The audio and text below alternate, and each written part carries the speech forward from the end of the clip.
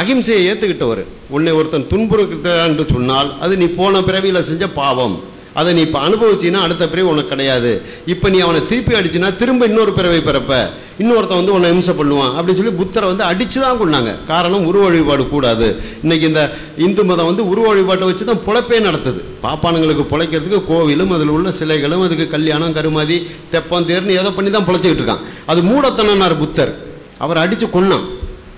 அப்போ அவர் கொல்லும்போது அவர் அந்த தனியாரை வாங்கிட்டார். அவர் தான் சிறந்தவர்னு அம்பேத்கர் வந்து புத்த மதத்தில் போய் சேர்ந்தார். அப்போ ஒருத்தன் அடிக்கும்போது அதை ஏற்றுக்கிறதுங்கிறது ஒரு பொறுமை. ரெண்டு பேர் சண்டை போடும்போது தீர்த்து வைக்க வேண்டியது இறைவன் ஒருத்தன் இருந்தான்னா அவனுடைய கடமை. ஐயா பேசும்போது சொன்னார், அல்லாஹ் சொல்கிறான் அப்படின்னார். கடைசியாக உட்காந்து பேசுகிறார். உருவம் இல்லாத அல்லாவை எப்படி ஆம்பளைன்னு கண்டுபிடிச்சிங்க? அல்லாஹ் சொன்னதுன்னு சொன்னால் ஒரு அகிரிணியாக போயிடும். அல்லாஹ் சொன்னால் அப்படின்னு சொன்னால் பொண்ணாக போயிடும்.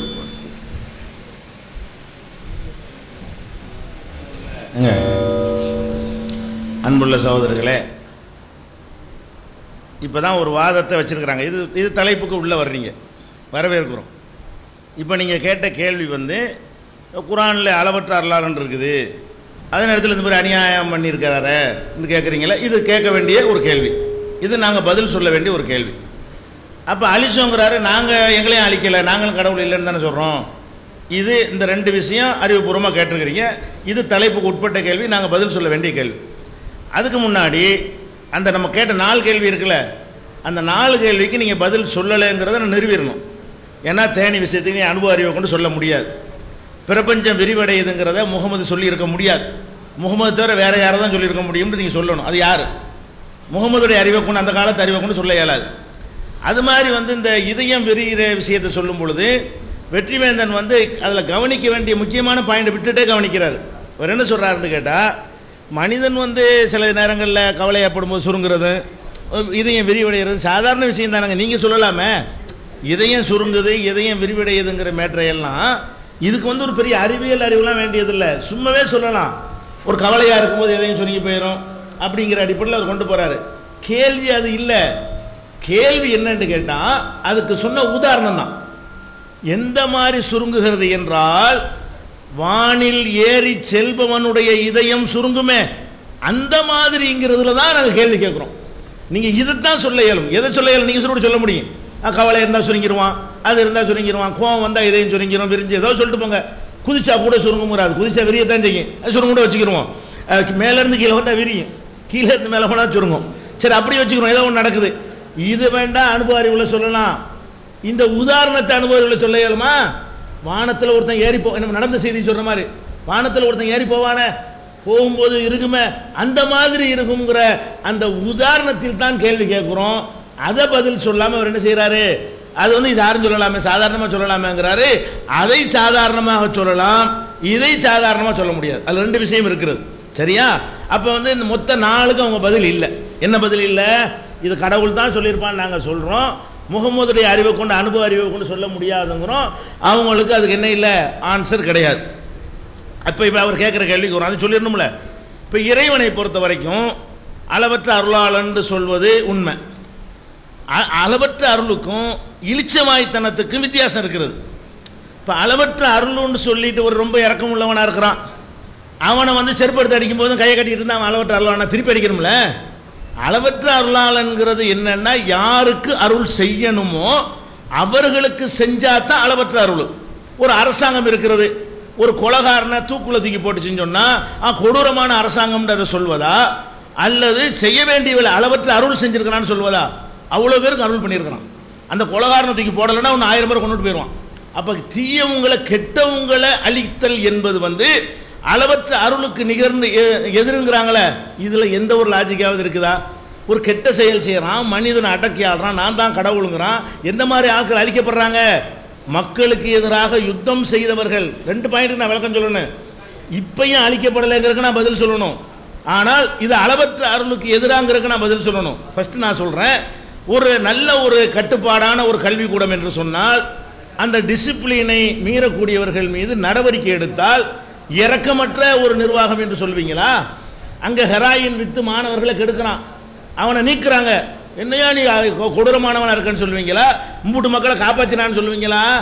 அப்போ ஒரு அரசாங்கம் வந்து செயல்கள் சிறைச்சாலைகள்லாம் வைத்துக் கொள்வது வந்து சில பேர் மேலோட்டமாக பார்த்தால் அது அடக்குமுறை மாதிரி அநியாயம் மாதிரி தெரியும்.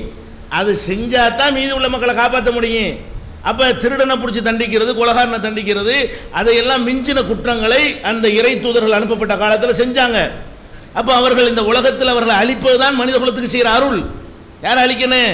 அந்த கெட்டவனை அழிச்சா அருள் என்பது நல்லவனுக்கு தான் அருள். அதுக்கான அயோக்கியத்தை நம்ம கொலை செய்ய போகிறோம், இந்த அருள் செய்கிறேன்னு துப்பாக்கி கையில் கொடுக்க முடியுமா? கொலை செய்ய போகிறேன்னு சொன்னால் கத்தி வச்சுருக்கேன், கத்தி இப்படி கஷ்டப்படுற, துப்பாக்கி வச்சுக்கிறேன் ஈஸியாக கொலை பண்ணலான்ட்டு, இது அளவற்ற அருள்.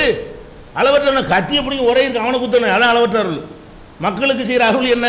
அப்போ அளவற்ற அருளுங்கிறதுக்கு என்ன விளங்கிட்டாங்கன்னா, இவர்களே வாழ்க்கையில் எதை செய்வது இல்லையோ, இவர்களே ஒரு இறக்கமுள்ள ஒரு ஆளுக்கு இங்கே பேர் எடுத்திருக்கான்னு வைங்க, அவருடைய அந்த இறக்கத்துக்கு என்ன அர்த்தம் கொடுப்பீங்க?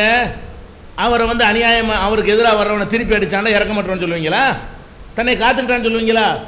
அப்போ நீங்களே போய் இப்போ என் பூணூலை போய் அறுத்தீங்க சொல்கிறேன், அவன் பாட்டு பூணூல் போட்டு போயிட்டு போயிட வேண்டியதானே? அப்போ இதெல்லாம் வந்து ஒரு கெட்ட செயல் செய்யும்போது அதுக்கு எதிராக கோபம் வரணும். உங்களுக்கு வருது, எல்லாருக்கும் வரும். கோபத்தினுடைய அளவு வித்தியாசம் இருக்கு. உங்களுக்கு திருப்பி அவனை கொல்ல முடியாதனால பூணூலை அறுத்தீங்க, நீங்கள் கொஞ்சம் வலிமையாக இருந்தால் கத்தி எடுத்து குத்திருப்பீங்க. இவனை விடக்கூடாது, ஏன்னா பாப்பானையும் பள்ளி அவனையும் பாப்பானையும் பாம்பா எங்கண்டா பாப்பான் அடின்னு சொன்னார்ல, முடியலை உங்களுக்கு, இல்லாட்டி அதையும் தான் செஞ்சிருப்பீங்க.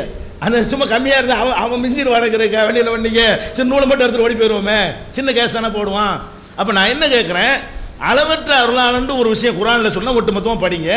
அவங்கெல்லாம் என்ன செஞ்சாங்க? ஹோமோசெக்ஸில் ஒரு சாரால் ஈடுபட்டாங்க. இறைவன் மேற்று மட்டும் அங்கே வரல, அழிக்கப்பட்ட ஒரு சமுதாயம் ஹோமோசெக்ஸில் ஈடுபடுகிறது, எய்ட்ஸ் பரப்புகிறது, பெண்களுக்கு வாழ்க்கை இல்லாமல் போகிறது, இது ஒரு பெரிய ஒரு சமூக தீமையாக தலையெடுக்கிறது. எல்லாரும் பாரதூரமாக நோய் வந்து அழிஞ்சிடக்கூடாதுன்னு சொன்னால் இந்த மாதிரி கெட்ட செயல் அழிக்கணுன்ற ஒன்று வருது. இன்னொரு சமுதாயம் அளவு நிர்வையில் மோசடி பண்ணுகிறது. இப்படியான தப்புகள் நடக்கக்கூடிய நேரத்தில் அப்போ கடவுள் என்ன செய்கிறாரு? இதனால் மக்களுக்கு பாதிக்கப்படுறாங்கன்னா அவளை அளவற்ற அருளாளனாக இருந்தால் என்ன செய்யணும்? ஒரு அளவுக்கு விடலாம். ஒரு எல்லை, எல்லாத்துக்கும் ஒரு லிமிட் இருக்கிறது. ஒரு கடையில் ஒருத்தன் வேலை செய்கிறான்னு சொன்னால் அவன் சரியா இல்லைன்னு உடனே நினைக்கிற மாட்டோம். ஒன்று பார்ப்போம், ஒரு 2 பார்ப்போம், சரி 4 3 திருந்துவான்னு பார்ப்போம். ஒவ்வொன்றுக்கும் ஒரு எல்லை. அவர் கடவுள் தனக்குன்னு ஒரு எல்லை வச்சிருப்பார். மனுஷனுக்கு அந்த உரிமை இருக்கிற மாதிரி கடவுளுக்கு இருக்கும். அவர் எந்த அளவுக்கு பொறுக்க முடியுமோ பொறுத்து பார்த்து விட்டு இதுக்கு மேலே இதுக்கு லிமிட் இல்லை, பிடிச்சி மிதின்னு சொல்லி மிதிச்சா கேள்வி அளவற்ற அருளுக்கு இது நிகராங்கிறது தான் கேள்வி. அளவற்ற அருளுக்கு இது எதிரா? அளவற்ற அருள் என்றால் கெட்டவனையும் தூக்கி தலையில் வச்சு ஆடுவதுதான் அளவற்ற அருளா? கெட்டவர்களை வந்து அழிக்கிறது அளவற்ற அருளா? அப்போ அளவற்ற அருள்ங்கிறத வந்து கான்செப்டுக்கு இது குரான் எதிர்ன்னு எப்படி நீங்கள் சொல்லுவீங்க? அளவற்ற அருளுக்கு இது பொருத்தமாக இருக்குன்னு சொல்லணும். அளவற்ற அருள் ஒரு போர்வை போத்தி கொண்டு இழிச்ச வாயானாக இருந்து கொண்டிருந்தால் அது கடவுள் கிடையாது.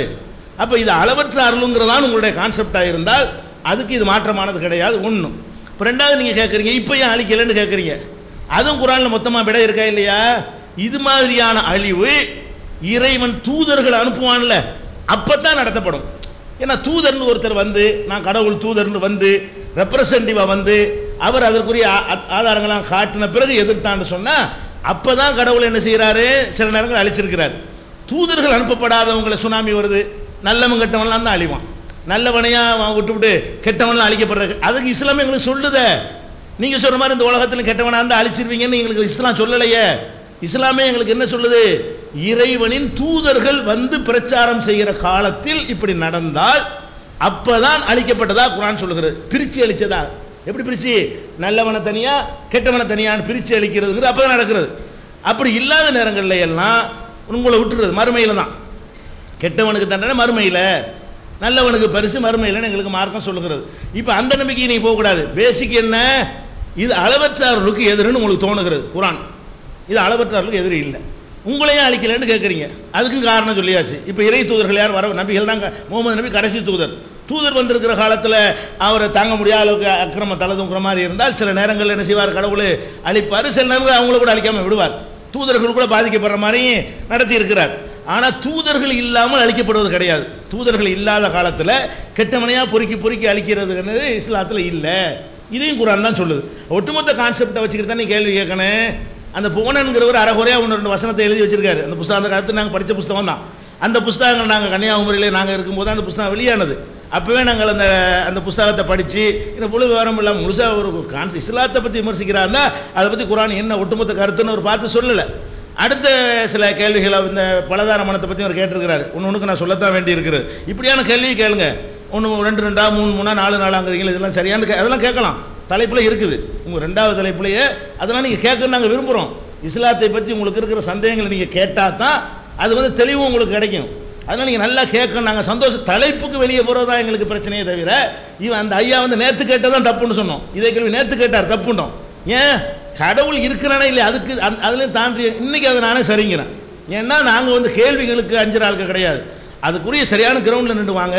அந்த ஐயாவுடைய கேள்விக்கு பதில் என்னன்னு கேட்டால், கெட்டவர்களை அழித்தல் என்பது அளவற்ற அருளுக்கு எதிர்ங்கிறீங்களா?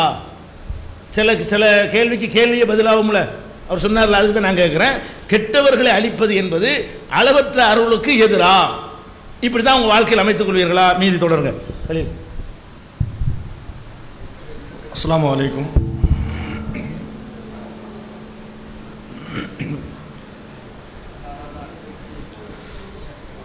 நம்ம அடுத்த இன்னொரு விஷயத்துக்கு போவோம்.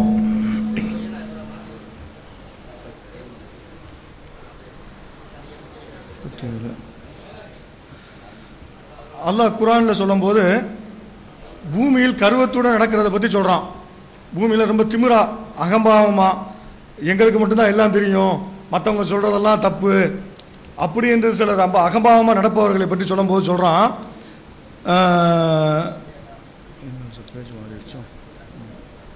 பூமியில் கர்வத்துடன் நடக்காதே, நீ பூமியை பிளந்து மலைகளின் உயரத்தின் அளவை அடையவே மாட்டாய். இன்னக்க லன் தஹரிக்கல் அர்ல ஒலன் தபுலாங்குல் ஜிபால தூலா, நீ பூமியை பிளந்து மலைகளின் உயரத்தின் அளவை அடையவே மாட்டாய் அப்படின்னு சொல்லிட்டு 17வது அத்தியாயத்தின் 37வது வசனத்தில் சொல்கிறான். 17வது அத்தியாயத்தின் 37வது வசனத்தில் சொல்கிறான். ஏற்கனவே அல்லாஹ் சொன்னா, நமக்கு எல்லாம் நினைச்சிட்டு இருப்போம், நமக்கு சின்ன பிள்ளையா இருக்கும் குழி தோண்டி விளையாடுவோம், குழியை தோண்டி உள்ள காலெல்லாம் விட்டு விளையாடுவோம், பீச்சுக்குள்ள எல்லாம் மொன காலை விட்டு விளையாடுவோம். பூமிக்கு உள்ள போறது நமக்கு கஷ்டமா தெரியாது, மேலே போறதுதான் கஷ்டம் நினைச்சிட்டு இருந்தோம். பறக்க முடியாது, நமக்கு மேலே போறதுதான் கஷ்டம் நினைச்சிட்டு இருந்தோம். ஆனா 1400 வருஷத்துக்கு முன்னாடி அல்லாஹ் சொன்னா, நீ மேலே போக முடியும், பூமியின் எல்லையை தாண்டி போக முடியும், உனக்கு சக்தி இருந்தால் வானத்தின் எல்லையும் தாண்டி போக முடியும் அப்படின்னு அப்ப சொன்னான் அல்லாஹ். அது நமக்கு புரிதாக ஒரு அறிவியல் உண்மையாக இருக்குது. வானத்திற்கு மேல் ஏறும்போது உன்னுடைய உள்ளம் என்ன ஆகுங்கிறத சொன்னான். இப்ப சொல்றான், நீ பூமிக்குள்ள போக முடியும் நினைச்சுக்கிட்டு இருக்கிறிய, பூமிக்குள்ள அதிகமா போக முடியாது, ஒரு குறிப்பிட்ட அளவுக்கு தான் போக முடியும். பூமியின் எல்லையை தாண்டி போகலாம், வானத்தின் எல்லையை தாண்டி போகலாம், பூமியில ஒரு குறிப்பிட்ட ஆழத்துக்கு மேல உன்னால போக முடியாது அப்படின்னு சொல்லி அல்லாஹ் சொல்றான். என்ன அளவு சொல்றான், என்ன ஆழம் சொல்றான்? ஒரு மலையுடைய ஆழம் உயரம் எவ்வளவோ அந்த ஆழத்துக்கு நீ கீழே போக முடியாது. இப்போ உதாரணத்துக்கு நம்ம எடுத்துக்கிட்டீங்கன்னா, மலையுடைய அளவுகளை எடுத்துக்கிட்டீங்கன்னா, உலகில் இருக்கிறதுலே ஹையஸ்ட் பீக் உங்களுக்கு எல்லாத்துக்குமே தெரிஞ்சதுதான் எவரெஸ்ட். எவரெஸ்டுடைய உயரம் வந்து 8.848 கிலோமீட்டர். அதாவது இமயமலையில் உள்ள எவரெஸ்ட் சிகரம் அந்த உச்சி, அது வந்து 8.8 கிலோமீட்டர், 8.25 கிலோமீட்டர் வச்சுக்கோங்களேன், 8.25 கிலோமீட்டர் உயரம் இருக்குது. இப்படி நீங்க படிப்படியாக குறைச்சிக்கிட்டே வந்தீங்கன்னா, விக்கிபீடியாவில் ஒரு லிஸ்ட் போட்டிருக்கிறான், மலைகளுடைய உயரம் சொல்லி நீங்க போட்டீங்கன்னா லிஸ்ட் வரும். அதில் அதிகபட்சமாக 109 பட்டியல் மலைகள் லிஸ்ட் போட்டிருக்கிறான். 109வது மலையாக லுக்கர் சார் அப்படின்னு சொல்லிட்டு ஒரு மலையை சொல்றான். இது 7.2 கிலோமீட்டர் உயரம் இருக்குது. 109வது மலை வந்து 7.2 கிலோமீட்டர் உயரம் இருக்குது. இப்போ 7.2 இந்த அளவு வச்சுக்கிறோமே, ரொம்ப உச்சம் எவரெஸ்ட் சிகரத்து கூட வேண்டாம், குறைந்தபட்சமே இதை எடுத்துக்கிறோமே, சராசரியாக ஒரு 109வது மலையாக இது இருக்குன்னு சொல்லிட்டு லிஸ்ட் போட்டிருக்கிறான். இதோட பட்டியல் முடிஞ்சு போச்சு, அதனால அதை வச்சு பேசுறோம். இந்த 7 கிலோமீட்டர் அதெல்லாம் சின்ன சின்ன குன்றாக இருக்கும். இப்ப 7 கிலோமீட்டர் ஆழத்துக்கு உன்னால் பூமிக்குள்ள போக முடியாதுன்னு அல்லாஹ் குர்ஆன்ல சொல்றான். இதான் அதுக்கு இந்த வசனத்துக்கு அர்த்தம். இப்ப மனிதன் பெட்ரோல் எடுக்கிறான், என்னென்னமோ செய்யறான், தங்கத்தை தோண்டி எடுக்கிறான், இரும்பை தோண்டி எடுக்கிறான், அப்படி கனிமங்கள் எல்லாம் தோண்டி எடுப்பதற்காக சுரங்கங்கள்லாம் அமைக்கிறான். இவன் மனிதன் எவ்வளவு தூரம் இது வரைக்கும் ஆழமா போயிருக்கான்னு பார்த்தோம்னா, அதிகபட்சமா அவன் போயிருக்கிறது 3.90 கிலோமீட்டர் தான். 4 கிலோமீட்டர் கூட நான் போகல. 4 கிலோமீட்டருக்கு 100 மீட்டர் குறைவாக தான் போயிருக்கிறான். இருக்கிறதுலேயே 3.90 கிலோமீட்டர் தூரம் தான் அவன் போயிருக்கிறான். 4 கிலோமீட்டரை விட குறைவாகத்தான் போயிருக்கிறான். இதை விட அதிகமாக இதுவரை மனிதன் போனதே இல்லை. இது எங்க போயிருக்கான்னு சொன்னா, சவுத் ஆப்பிரிக்காவில் உள்ள தவுத்துனா அப்படின்ற ஒரு தங்க சுரங்கம். அந்த சுரங்கத்துடைய படையை தான் நீங்க பாக்குறீங்க. இது வந்து பழைய சுரங்கம். இந்த பழைய சுரங்கத்தில் 2.4 கிலோமீட்டர் போயிருந்தான். அது இன்னும் ஆழமா தோண்டி இப்ப என்ன போயிருக்கிறான்டா 3.90 கிலோமீட்டர், அதுல 3.9 கிலோமீட்டர் போயிருக்கிறான். அவன் போகும்போது வாசல்ல எல்லாம் அந்த மைன் பாத்தீங்கன்னா வாசல்ல எல்லா இடத்துலயும் இதான் போட்டிருப்பான், safety is a first concern, பாதுகாப்பு தான் ரொம்ப முக்கியம், பாதுகாப்பு தான் ரொம்ப முக்கியம். அப்படின்னா அது கீழே போறது பாதுகாப்பு இல்லை, இதுக்குள்ள போறதே ரொம்ப பாதுகாப்பு ஆபத்து. ஆனா பாதுகாப்பு ஏற்பாடுலாம் செய்து போறான். இந்த இடத்துக்குள்ள போனா அதனுடைய டெம்பரேச்சரை சொல்றான். அந்த உள்ளக்க அது என்ன டெம்பரேச்சர் இருக்குங்கிறத அவன் சொல்றான். 55 டிகிரி செல்சியஸ் இருக்குமா.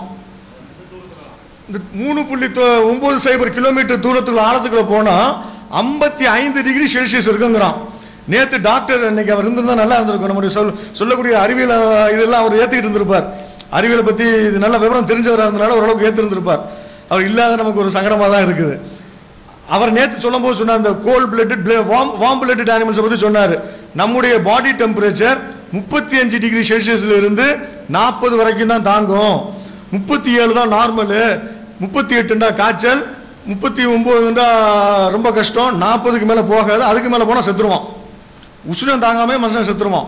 40 டிகிரிக்கு மேல உள்ள வெக்கையை நம்மளால தாங்க முடியாது. இதுதான் இயற்கை மனிதனுடைய அமைப்பு. ஆனா இங்க என்னண்டா 55 டிகிரி செல்சியஸ் எத்தனை கிலோமீட்டர் போகும்போது ஏறத்தாழ 4 கிலோமீட்டர் வச்சுக்கிறேங்க, 4 கிலோமீட்டர் தூரத்துல போகும்போது 55 டிகிரி செல்சியஸ். இதுக்கு அவன் போட்டுக்கிறத அங்க போட்டுருக்கான் பாத்தீங்களா, 55 டிகிரி செல்சியஸ். 55 டிகிரி செல்சியஸ் தான் இதுக்கு ஏர் கண்டிஷன்லாம் பண்ணியிருக்கிறாங்க. அதை பார்த்தீங்கன்னா அவங்க போட்டிருப்பாங்க, the mine is so deep, the mine is so deep. எங்க வச்சுட்டீங்களா சார்? அதில் ஏர் கண்டிஷன்லாம் வச்சு தான் இவ்வளோ ஆழத்துக்கு போகிறாங்க, இல்லைன்னா இந்த ஆழத்துக்கு போக முடியாது. இதுக்கு கீழே போனான்னா மனுஷன் தாங்க மாட்டான் வெப்பத்தை.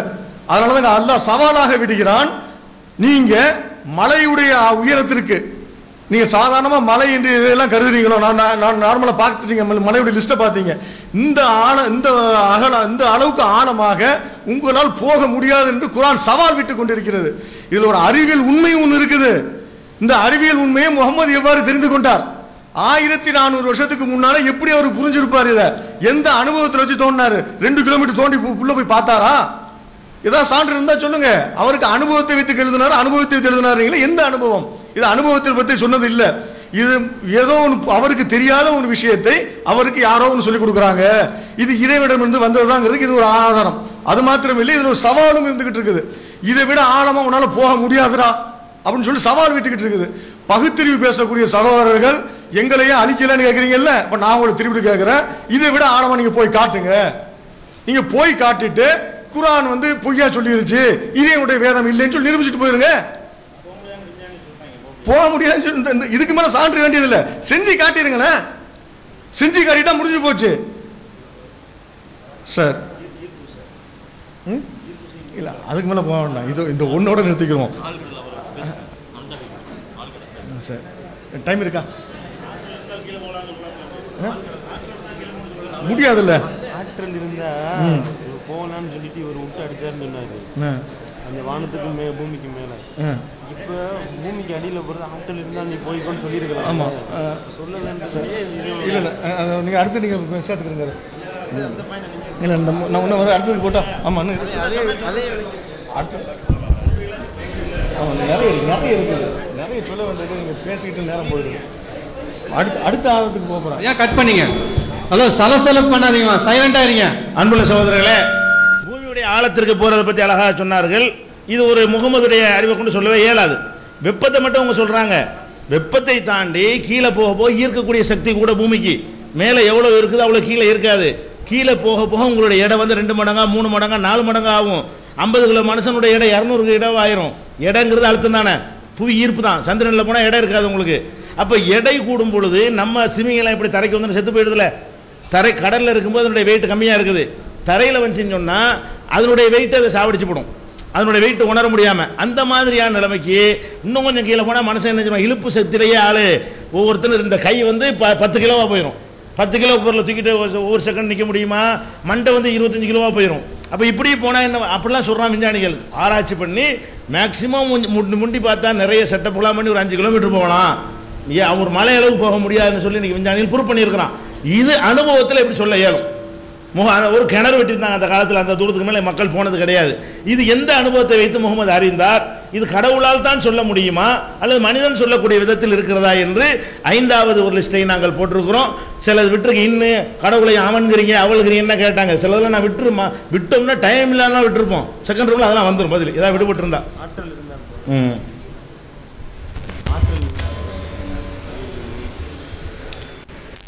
மீண்டும் வணக்கம். ஹலோ வணக்கம். அதாவது முதல்ல வந்து கடைசி கேள்விக்கு மறுக்கலாம், முதல்ல அவர் சொன்னதுலேருந்து மறுக்கலாம். இருந்தாலும் அவர் இடையில வந்து ஒரு அறிவியல் விளக்கம், அதாவது டாக்டர் வராததுக்கு ஒரு காரணம், நேற்று ஒரு மணி நேரம் சொன்ன விஷயத்தையும் சரி, கடைசியாக ஒரு அறிவியல் பூர்வ விளக்கம் சொன்னது, நீங்கள் கடவுளை கண்டுபிடிச்சிட்டோம், ஏதோ பக்கத்தில் உட்கார வச்சிருக்க மாதிரியோ இல்லை சூட்கேஸில் இருக்கிற மாதிரியோ கண்டுபிடிச்சிட்டோம்னு சொல்லி அந்த நிலைப்பாடில் தான் இருக்கீங்க. அதனால தான் அவர் இன்றைக்கி அறிவியல் பூர்வமாக விளக்கம் சொல்லியும் நீங்கள் ஏற்றுக்காதனால தான் திரும்பி வரல. இப்போ வந்திருக்கு நாங்களும் வந்து அறிவியல் தெரியாமல் இல்லை, நீங்கள் சொல்ல அதே ஜுரத்துக்கு ஒரு கிருமி உள்ளே போணுச்சுன்னா அதுக்கப்புறம் தான் ஜுரம் வருது. அந்த கிருமி ஏன்னா அந்த வெள்ளை அணுக்களை அனுப்பி 100 டிகிரி செல்சியஸுக்கு மேலே போனால் அந்த கிருமி உயிர் வாழாதுங்கிற அறிவியலில் தான் 100 டிகிரி செல்சியஸுக்கு வருது.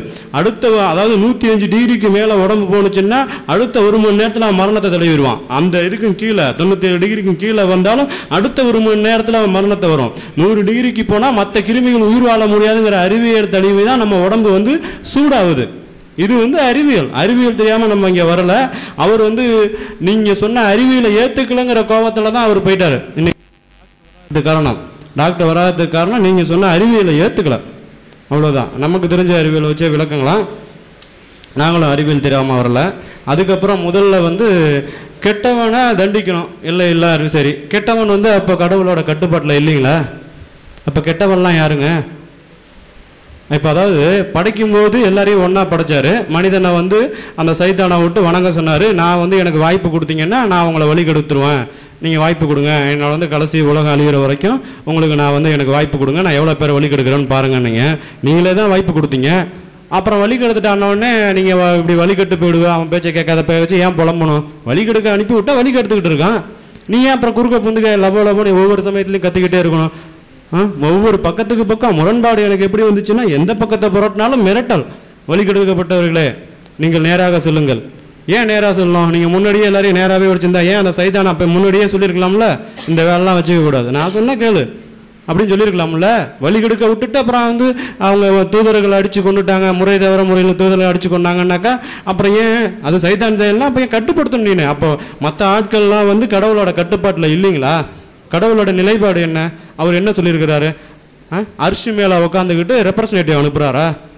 ஒரு சரியான பிஸ்னஸ் மேன் மாதிரி பேசிகிட்டு இருக்கீங்க. அரிசி மேலே உட்காந்துக்கிட்டு ஒரு பிஸ்னஸ் மேன் மாதிரி முதல்ல ஆள் அனுப்புறது, அதை வந்து சொல்லிவிட்டு கேட்கலன்னா அவங்கள அழிச்சிடுறது, வெறுமனே அதுவும் இல்லாமல் மற்ற சமயத்தில் வந்து எந்த விதமான இதுவும் இல்லாமல் அவங்களே வேற அடித்து கொண்டுடுறாங்க சொன்ன வந்த ஆளையே.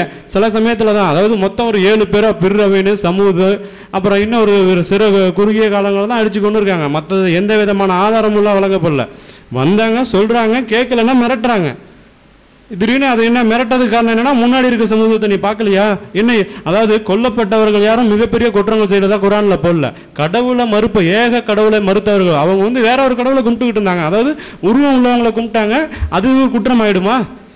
உடனே அவங்க கொண்டுட்டோம். திடீர்னு ஒரு இடி இறங்குனுச்சு, அவங்கள நீங்க பார்க்கலீங்களா? நீங்க வந்து மால சமுதாயத்தில் இருக்கிறவர்கள் பார்க்கவில்லையா?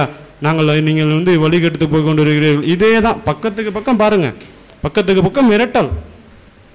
வழிகெடுத்து போயிட்டாங்கன்னா வழிகெடுக்க வச்சது அவர் தானே.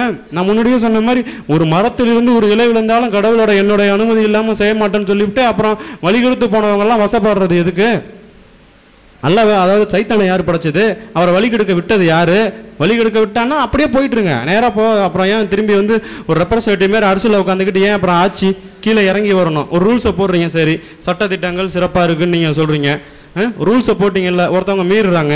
அதாவது சாதாரண ஒரு விஷயம், அதாவது விவாகரத்து இதாகவே இருக்கட்டும், 3 தடவை தலாக் சொன்னாக்கா அதுக்கப்புறம் வந்து ஈஸியாக நீங்கள் அதுக்கு முழு விளக்கங்கள் சொல்கிறீங்க. சரி, 3 தடவை தலாக் சொன்னாக்கா அவங்க வந்து ஈஸியாக, அதாவது வச்சு நம்ம குடும்பம் நடத்த முடியலன்னா பிரச்சனை வரும். அதுக்கப்புறம் நம்ம அதை சண்டை போட்டுக்கிட்டு இருக்கணும். அதில் 3 தடவை சொல்லிவிட்டு ஈஸியாக விளைவிக்கலாம். மற்றவங்க மாதிரி 1 வருஷம் காத்திருந்து அதுக்கப்புறம் மிகுந்த கஷ்டத்துக்கு நடுவில் அவங்கள வச்சு சித்திரவதை பண்ணாமல் ஈஸியாக சொல்லிடலான்னு. சரி, ஈஸியாக சொல்கிறத மட்டுமே பயன்படுத்திக்கிட்டு அவங்களுக்கு திரும்பி மகர் கொடுக்காம அவங்கள கழட்டி விட்டவங்க இங்கே இந்தியாவில் இல்லையா? எனக்கு தெரிஞ்ச நிறைய பேர் இருக்காங்க. நீங்கள் ஆதாரபூர்வமாக ஒன்றா காமிக்கிறேன். அப்போது அவங்க எந்த விதத்தில் அல்லாஹ் தண்டிக்கிறார்? அப்போ வெறும் பேச்சு மூலியா, அதாவது ஒரு புத்தகத்து மூலியமாக சொல்லிட்டாக்கா அல்லாஹ் வேலை முடிஞ்சு போயிடுச்சாங்க. அதை எப்படி தட்டி கேட்கணுமா இல்லையா? இதுக்கு கேட்டால் மறுமையில் தண்டிப்பார்னா அப்போ இப்போ நிகழ்காலத்தில் எப்படியே தண்டிப்பார்? அப்புறம் எதுக்கு அந்த விஷயம், எதுக்கு அந்த புத்தகம்? மறுமையில் தண்டிப்பார்னா இப்போ நீங்கள் சொல்லியிருக்க விஷயத்துக்கு அதுக்கு நீங்கள் எப்படி நீங்கள் அவரை கட்டுப்படுத்துறீங்க? மனுஷனை எப்படி கட்டுப்படுத்துறீங்க? மனுஷனோட செயல்களில் கடவுளோட ஆளுமை எந்த விதத்தில் இருக்குது? அதாவது அது எல்லைக்கோடு. நீங்கள் கடவுளை மறுத்தா மட்டும் கொண்டுட்டு அது நியாயம் இருப்பாதுங்க. கடவுளை மறுத்தா உடனே அதை கொள்ளுறது நியாயமாக எனக்கு படலை. இந்த மாதிரி முரண்பட்ட கருத்துகள் ஒவ்வொன்றுத்துலேயும் அதாவது நீங்கள் ஒரு கற்புன்னு ஒரு இடத்துல சொல்கிறீங்க, ஆணுக்கு கற்பு தேவைன்னு அந்த இதில் இருக்குது. அப்புறம் ஒரே ஆளை சாதாரணமாக 4 கல்யாணம் பண்ணிக்கலாம். வலதுகரம் கைப்பற்றிய பெண்ணுன்னா அடிமை பெண்களை நீங்கள் இஷ்டம் போல் வச்சுக்கலாம். அதுக்கப்புறம் 2 அதாவது அனாதை பெண்களை அவங்கள இஷ்டம் போல் 2 3 உங்களுடைய ஆதரவு தேடி அனாதையாக இருக்கிற பெண்களை எவ்வளோ பேர், அதாவது 4 கிட்டத்தட்ட ஒரு 12 16ன்னு வச்சுங்களேன். அப்புறம் கணக்கு இல்லாமல் நீங்கள் பட்டே வச்சுக்கிட்டு அப்புறம் கருப்பு எங்கேருந்து வருது? அதில் இப்படி முரண்பாடு மாறி மாறி மாறி இருக்குது. அப்புறம் திரும்பி அதே அந்த அறிவியலுக்கு போவோம். முன்னாடி சொல்லதில்லை, அதாவது நீங்கள் இறைவேதம்னு அதை பிடிச்சிக்கிட்டு அதுக்கு எல்லாத்துக்கும் ஒரு காரணம் கற்பிச்சுக்கிட்டு இருந்தால் அது உங்களுக்கு அப்படி தாங்க தோணும். இதில் நம்ம அப்படி திரும்பி எப்படி விளக்கம் சொல்ல முடியும்? நீங்கள் அறிவியல் அப்போ நீங்கள் இப்போ சாதாரணமாக சொல்ல வரும்போது இந்த 5000 கிலோமீட்டர் இந்த 500 மீட்டர் உள்ளே போனாக்கா அது மூச்சு திணறி நீங்கள் இறந்துடுவீங்கன்னு சொல்லிட்டு அதை சொல்லியிருந்தால் நீங்கள் ஏற்றுக்க வேண்டியதான். அந்த அளவுக்கு ஒரு அறிவு இருக்குன்னா அப்போ இல்லை அது அவர் சொல்லியிருக்கலாம். அப்படி சொல்லலையே, இருட்டில் ஒரு மிகப்பெரிய குகை உள்ள நீ அந்த அளவுக்கு ஒரு குகை அவர் பார்த்துருந்தா அதை உள்ளே விழுந்தாக்கா நம்ம மேலே வருவோமான்னு அவருக்கு தெரியாதா? அப்படிதான் தர்க்கம்னா அப்படிதாங்க பண்ணோம். அந்த காலத்தில் அவர் எப்போ எந்த விதத்தில் சொன்னார்? 1500 வருஷத்துக்கு முந்தைய எப்படி சொன்னார்? ஒரு மிகப்பெரிய ஒரு மலை அளவுக்கு இருக்கிற குகை உள்ள மனுஷன் போயிட்டு வந்துருமான்னு நினச்சிட்டா அவரால் முடிஞ்சிருக்குன்னு தோணு இருக்குமா? அதுக்கு புதுசாக ஒரு ஆள் சொல்லணுங்கிற அவசியம்லாம் இல்லை. சூப்பர் பவர்லாம் வரணும்னு அவசியம் இல்லை. எல்லாத்துக்கும் அறிவியலை கூப்பிட்ருங்க. நேற்று சொன்ன அறிவியலுக்கு ஏற்றுக்கவே இல்லை நீங்கள், இன்றைக்கி அறிவியலை கூப்பிட்றீங்க. ஐயா போயிட்டாருன்னா நேற்று சொன்ன அறிவியல் தான் இன்றைக்கி இருந்திருப்பார்ல அவர். நேற்று அவர் நீங்கள் அவர் உங்கள்கிட்ட தவறான ஒரு விளக்கம் சொல்லணுங்கிற எந்த அவசியம் இல்லை. அவர் ஒரு நாளைக்கு ஒரு 18 ஆப்ரேஷன் பண்ணக்கூடிய ஒரு எம்டி படித்த ஒரு டாக்டரு. அவர் ஏகப்பட்ட கலெக்ஷனோட இங்கே நமக்காக செஞ்சு காமிக்கிறார். அவர் உங்கள் விதத்தில் எப்படி, ஏன், அதனால் அவருக்கு என்ன ஆதாரம்? ஏதாச்சும் ஒரு மதத்து சார்பாக சொல்லி உங்களை ஆள் சேர்த்துருந்தாக்கா அப்படி ஆள் சேர்க்குறவங்களுக்கு பணம் வருது, அது மூலியமாக வேணா ஒரு லாபம் அடைஞ்சிருக்கலாம். இல்லைன்னு சொல்கிறதுனால என்ன லாபம் கிடைக்க முடியும்? அவர் உண்மையை சொன்னார், அதை நீங்கள் ஏற்றுக்கவே இல்லை. இப்போ சொல்லிட்டு போகிறதுனால எனக்கு ஏதாச்சும் யாராச்சும் கொடுக்க போகிறாங்களா? என்னுடைய 2 நாள் வேலை போச்சு வீட்டில் தான், இதனால எனக்கு என்ன லாபம் கிடைக்க முடியும்? அவர் சொன்னதை நீங்கள் ஏற்றுக்கலாம், வரலை. அவர் இருந்திருந்தால் சிறப்பாக இருக்குன்னு சொன்னால் நீங்கள் தானே அவங்க இது பண்ணல. இப்போ நீங்கள் உங்களோட சொல்கிற விதத்தில் எந்த விதத்தில் அறிவியலுக்கு நாங்கள் ஒவ்வொருத்தரையும் அதை மறுத்து சொல்கிறோமே, எங்களுக்கு அறிவியலாக பண்ணலையாது? நீங்கள் அந்த சமயத்தில் எந்த அறிவியல் நீங்கள் சொல்கிறீங்க? கோத்துக்கிறீங்க. அங்கே இருக்கிற நீங்கள் சொல்கிறது அறிவியல் தான், அதை மறுக்கலையே. அறிவியல் பூர்வமான விளக்கத்தில் சொல்லியிருக்கிற விஷயத்தை கூட சேர்த்துக்கிறீங்க. அப்போ அவர் சொல்லியிருக்கிற விஷயத்துக்கு நேரடியான அர்த்தம். அதாவது நீங்கள் சொல்கிற மாதிரி 5000 கிலோமீட்டர் ஆழம் இருக்கிறதுல உள்ளே விழுந்தா அழுத்தம் தாங்காமல் இறந்துருவீங்க, வெப்பம் அதிகமாக இருக்குன்னு சொல்லியிருக்காரா? ஒரு இடத்துல கூட அப்படி அறிவியல் அவர் சொல்லவே இல்லை, நேரடியான விதத்தில் சொல்லவே இல்லை. நீங்கள் அதில் சேர்த்துக்கிறீங்க, அறிவியலை சேர்த்துக்கிறீங்க. ஆனால் நேற்று நாங்கள் அறிவியல் பூர்வமாகவே சொன்ன விஷயத்தை நீங்கள் எடுத்துக்கவே இல்லை. வேண்டுங்கிற இடத்துல அறிவியலை விட்டுற வேண்டியது, வேண்டாத இடத்துல அறிவியலை சேர்த்துக்க வேண்டியது. எல்லா இடத்துலையும் முரண்பாடுன்னா முன்னாடி, அதாவது உள்ள குரான்லையும் இதே தான். ஒரு விஷயத்தில் கலாலான்னு ஒரு விஷயத்துலையும் மற்ற ஒரு இடத்துல, அதாவது சொத்துக்கள் பிரிக்கக்கூடிய இடத்துலையும் முரண்பாடு இருக்குது. கலாலாவில் மாற்றி இதில் என்ன சொன்னீங்கன்னா புகாரியை ஒரு இடத்துல சேர்த்துக்கணும். அப்போ புகாரியோட அர்த்தத்தின் பேரில் தான் அந்த இடத்த விளங்கிக்க முடியும். கலாலாவில் அந்த அந்த அதிகாரத்தை நீங்கள் முழுசாக விளங்கிக்கணும்னா புகாரியை படிக்கணும்னு சொல்கிறீங்க. இன்னொரு இடத்துல நபிகள் நாயகத்துக்கு 6 மாதம் பிறக்கணம் இல்லாமல் இருந்தார். அவருக்கு ஒரு சூன்யம் பிடிச்சிருச்சு.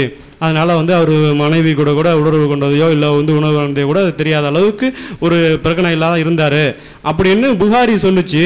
அதனால் புகாரியை நீங்கள் ஏற்றுக்கக்கூடாது. அப்படி சொல்லிவிட்டு அவர் எந்தெந்த சமயத்தில் அந்த அதிகாரத்தை சொன்னார்னு தெரியாமல் போயிடும். அதனால் ஒட்டுமொத்த குரானையும் மறுக்க வேண்டியிருக்கும். புகாரியை விட்டுருங்கன்னா விட்டுறணும், அறிவியலை விட்டுருங்க. புகாரியை விட்டுறீங்களா விட்டுருங்க, திரும்பி கூப்பிடாதீங்க. அதை இன்ஜில் வேகத்தை விட்டுட்டிங்கன்னா விட்டுறணும். திரும்பி அதுலேருந்து கொஞ்சத்தை மட்டும் எடுத்துக்கிட்டு மாற்றாமல் எடுத்துக்கிட்டோங்க. தேவைங்கிறப்ப விட்டுறது, தேவையில்லாதப்ப எடுத்துக்கிறது.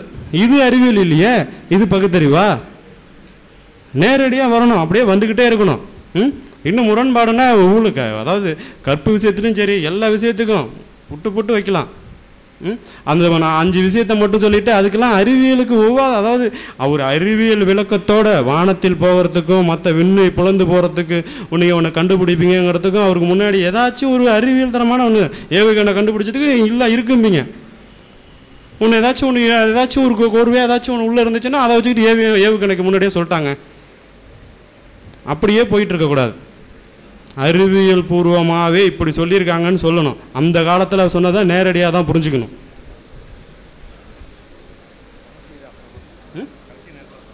சரிங்க.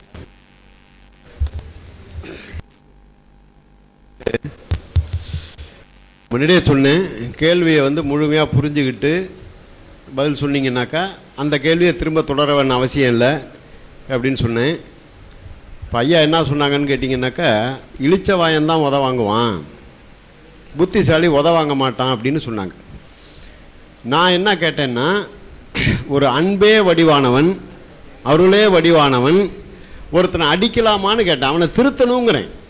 அவன் ஏன் கெட்டவனாக போகிறான்? அறியாமையால் கெட்டவனாக போகிறான், முரண்பாடாக போகிறான். இப்போ நாங்கள்லாம் அதுதான், எங்களெல்லாம் திருத்திருக்கணும். ஏதோ தெரியாமல் தப்பு பண்ணிகிட்டு இருக்கிறோம். ஏன் எங்களை விட்டு வைக்கணும்? முன்னாடியே கேட்டேன். எல்லாரையும் மூழ்கடித்து கொன்று விட்டேன்னு சொன்னவர் ஏன் எங்களை கொள்ளன்னு கேட்டேன். எனக்கு 55 வயசு ஆகுது, இன்னும் கொள்ளலை. இந்த இப்போ போனவருக்கு 70 வயசு. அந்த வயசானவர் போனார் பாருங்க, 70 வயசு. இன்னுமே அவர் தானாகவே செத்து போயிடுவார், அவர் கொள்ள வேணாம் அவசியம் கிடையாது. எங்களை விட்டு வைக்கிறதுக்கு என்ன காரணம் அப்படின்னு கேட்டேன். அதுக்கு பதில் வரல. அப்போ இளிச்சவாயன் தான் உத வாங்குவான், அறிவாளி உத வாங்க மாட்டான்னா இது சாதாரண மக்களுக்குள்ள சமாச்சாரம். நம்ம பேசுறது இறைவனை பற்றி பேசிகிட்டு இருக்கோம். இறைவன் ஒருத்தரை திருத்தலாமா அழிக்கலாமா? தயவுசெய்து அது நீங்கள் தான் முடிவு எடுத்துக்கணும். ஏன்னா இறைவன்னா எல்லாமே தெரிஞ்சவன், எல்லார் மனதிலும் நான் தான் ஊடுருவி இருக்கிறேன்னு சொல்கிறான். அப்போது கெட்டவன் மனசுலேயும் அவர் தான் ஊடுருவி இருக்கணும். அதுதான் உண்மையாக இருக்கணும். நீங்கள் சொல்கிற அந்த வேதத்தில் எழுதிக்கப்படி எல்லார் மனதிலும் இருப்பதை அறிய வல்லவன், எல்லோர் மனதிலும் புகுந்து உள்ளே இருக்கும் ரகசியங்களை நான் அறிந்தவன். அப்போ கெட்டவன் மனசில் என்ன ரகசியம் இருக்குன்னு அவருக்கு தெரியணுமா வேண்டாமா? அப்புறம் எப்படி அவனை அழிக்கலாம்? தயவுசெய்து சிந்தனை பண்ணி பார்க்கணும். நான் முரண்பாடாக பேசுகிறேன்னா இல்லை அது உங்களுக்கு எதாவது புரியுதா? புரியாதவங்க யாராக இருந்தால் சொன்னால் நான் விவரமாக சொல்கிறேன். எல்லார் மனசிலும் நான் தான் இருக்கிறேன், ஒவ்வொரு காரியத்தையும் நான் தான் திட்டமிட்டு செய்கிறேன். எல்லா காரியங்களையும் திட்டமிட்டு நடத்துவோம் நான் தான் சொல்கிறார். அப்போ ஒருத்தர் கெடுதல் செய்கிறான்னா அந்த காரியத்தையும் அவர் தானங்க திட்டமிட்டு நடத்தி ஆகணும். அது எப்படி அவன் மேலே பழி போட முடியும்? நல்லா சிந்தனை பண்ணி பார்க்கணும். அதனால் எங்களுடைய கருத்து உங்களுக்கு முரண்பட்டு பேசுறதுங்கிறது கிடையாது. முதல்ல தயவு செய்து அதை புரிஞ்சுக்கணும். நீங்கள் சொல்கிறதெல்லாம் மறுக்கணுங்கிறது எங்களுடைய கருத்து கிடையாது. உண்மையா பொய்யா, இது ஒத்து வருமா அப்படிங்கிறத நீ சிந்திக்கணும். ஐயா சொன்னாங்க, நீங்கள் பாப்பானை எதிரிப்பீங்க, அவனை கொள்கிற அளவுக்கு உங்களுக்கு தைரியம் கிடையாது, அதனால தான் பூணூலை மட்டும் வெட்டுறீங்க அப்படின்னு சொன்னார். இப்போ நான் ஒரு சமுதாய விரோத செயல் பண்ணுறேன், ஒரு குற்றம் பண்ணுறேன், என்ன கவர்மெண்ட்டு தூக்கில் போட்டுறான் அப்படின்னா அது எனக்கு தண்டனை கிடையாது. அது என் மனைவி மக்களுக்கு தான் தண்டனை. என்னை இழந்து அவங்க துன்பப்படுறாங்க, சாகரம் மட்டும், வருமானம் இல்லாமல் பட்னி பசியில் கிடக்கிறாங்க. நான் ஒரு தப்பு செஞ்சால் எனக்கு தான் தண்டனை கொடுக்கணுமே தவிர என் குடும்பத்துக்கு தண்டனை கொடுக்குறது ஒரு நியதி ஆகாது, நேர்மை கிடையாது. அப்போ ஏன் பூணூல் அறுத்தம் அந்த பாப்பானை அடிக்காமல்? அவனை அடித்து கொள்றது பெரிய சமாச்சாரம் கிடையாது. 100க்கு 3 பேர் இருக்கான். பெரியார் சொன்னார், ஒரு காலகட்டம் வரும், நான் ஊன்னு சொல்லுவேன், நம்ம 100 பேர் போவோம், அவன் 100 பேர் வருவான், நம்மளால் 3 பேர் தான் சாவான், 97 பேரும் அவன் முழுக்க செத்துருவானார். 3% தான் இருக்கான். ஆனால் அது நம்ம செய்யறதுக்காக இல்லை, அவனையும் மனிதனாக மதிப்போம், திருத்த பார்ப்போம்னு சொன்னார். ஆப்பிரிக்கா போகிறார் பெரியார், அங்கே பாப்பானை அடிக்கிறான் நீக்கிறோ, அங்கே பாப்பானுக்காக வாதாடுறாரு. அவனும் மனுஷன் தானே, அவனை எப்படி அடிக்கிறீங்கிறார். எங்களுக்கு மனித நேயம் தாங்க, பாப்பான் எதிரி கிடையாது. இந்து மதத்தில் இந்தியாவில் எங்களுக்கு பாப்பான் எதிரி, அதுதான் நீங்கள் புரிஞ்சுக்கணும். அப்போ ஏன் பூணூலை அறுத்தார்? ஆவணி ஆவட்டம் அன்னைக்கு நாங்களாம் சின்ன பிள்ளையில திருச்சியில் வேடிக்கை பார்ப்போம், தஞ்சாவூரில் வேடிக்கை பார்ப்போம். பூணூலையும் குடுமையும் வெட்டி ஒரு கவரில் போட்டு பெரியாருக்கு அனுப்பணும். மறுநாள் வரும், விடுதலையில் வரும், தஞ்சை மாவட்டம் 125 பூணூல் 125 குடுமி, திருச்சி மாவட்டம் 85 பூண். நான் என்ன படித்த ஞாபகம்லாம் எனக்கு இருக்குது, வரும். என்ன காரணம்? அப்போ எல்லாம் பெரியார்கிட்ட போய் பாப்பானுங்க கேட்டாங்க, ஏங்க நீங்கள் ரொம்ப அன்பே வடிவானவர் சொன்னாங்க, மனிதநேயம் மிக்கவர் சொன்னாங்க, நாங்கள் எங்கள் உடம்புல ஒரு நூலை போட்டுக்கிறோம், எங்கள் தலையில் கொஞ்சோண்டு பின்னாடி குடுமி வச்சுக்கிறோம், இதனால் உங்களுக்கு என்ன கஷ்டம் அப்படின்னு கேட்டாங்க. அதுக்கு ஐயா அருமையாக சொன்னார். என்ன தெரியுங்களா சொன்னார்? நம்ம யாரும் சொல்ல முடியாதுங்க, எல்லாரும் ஒரே தெருவில் வசிக்கிறோம். என் வீட்டு வாசலில் மட்டும் ஒரு போர்டு போட்டுக்கிறேன், பத்தினிகள் வாழும் இடம்னு, நீ விடுவியான்னு கேட்டார். இப்போ என் வீட்டு வாசலில் பத்தினிகள் வாழும்னு போர்டு போட்டால் அப்போ பக்கத்து வீட்டில் யார் இருக்கிறதா அர்த்தம்? பத்தினி இல்லாத ஒரு தேவடியாக இருக்கான்னு அர்த்தம். விடுவியா? அதே மாதிரி தான் சமுதாயத்தில் நாம் எல்லாம் மனிதனாக பிறந்திருக்கோம். பிறக்கும்போது உனக்கு இந்த நூல் கிடையாது, பிறக்கும்போது உனக்கு சாதாரணமாக எனக்கு எப்படி முடி இருக்கோ அதே தான் இருந்தது.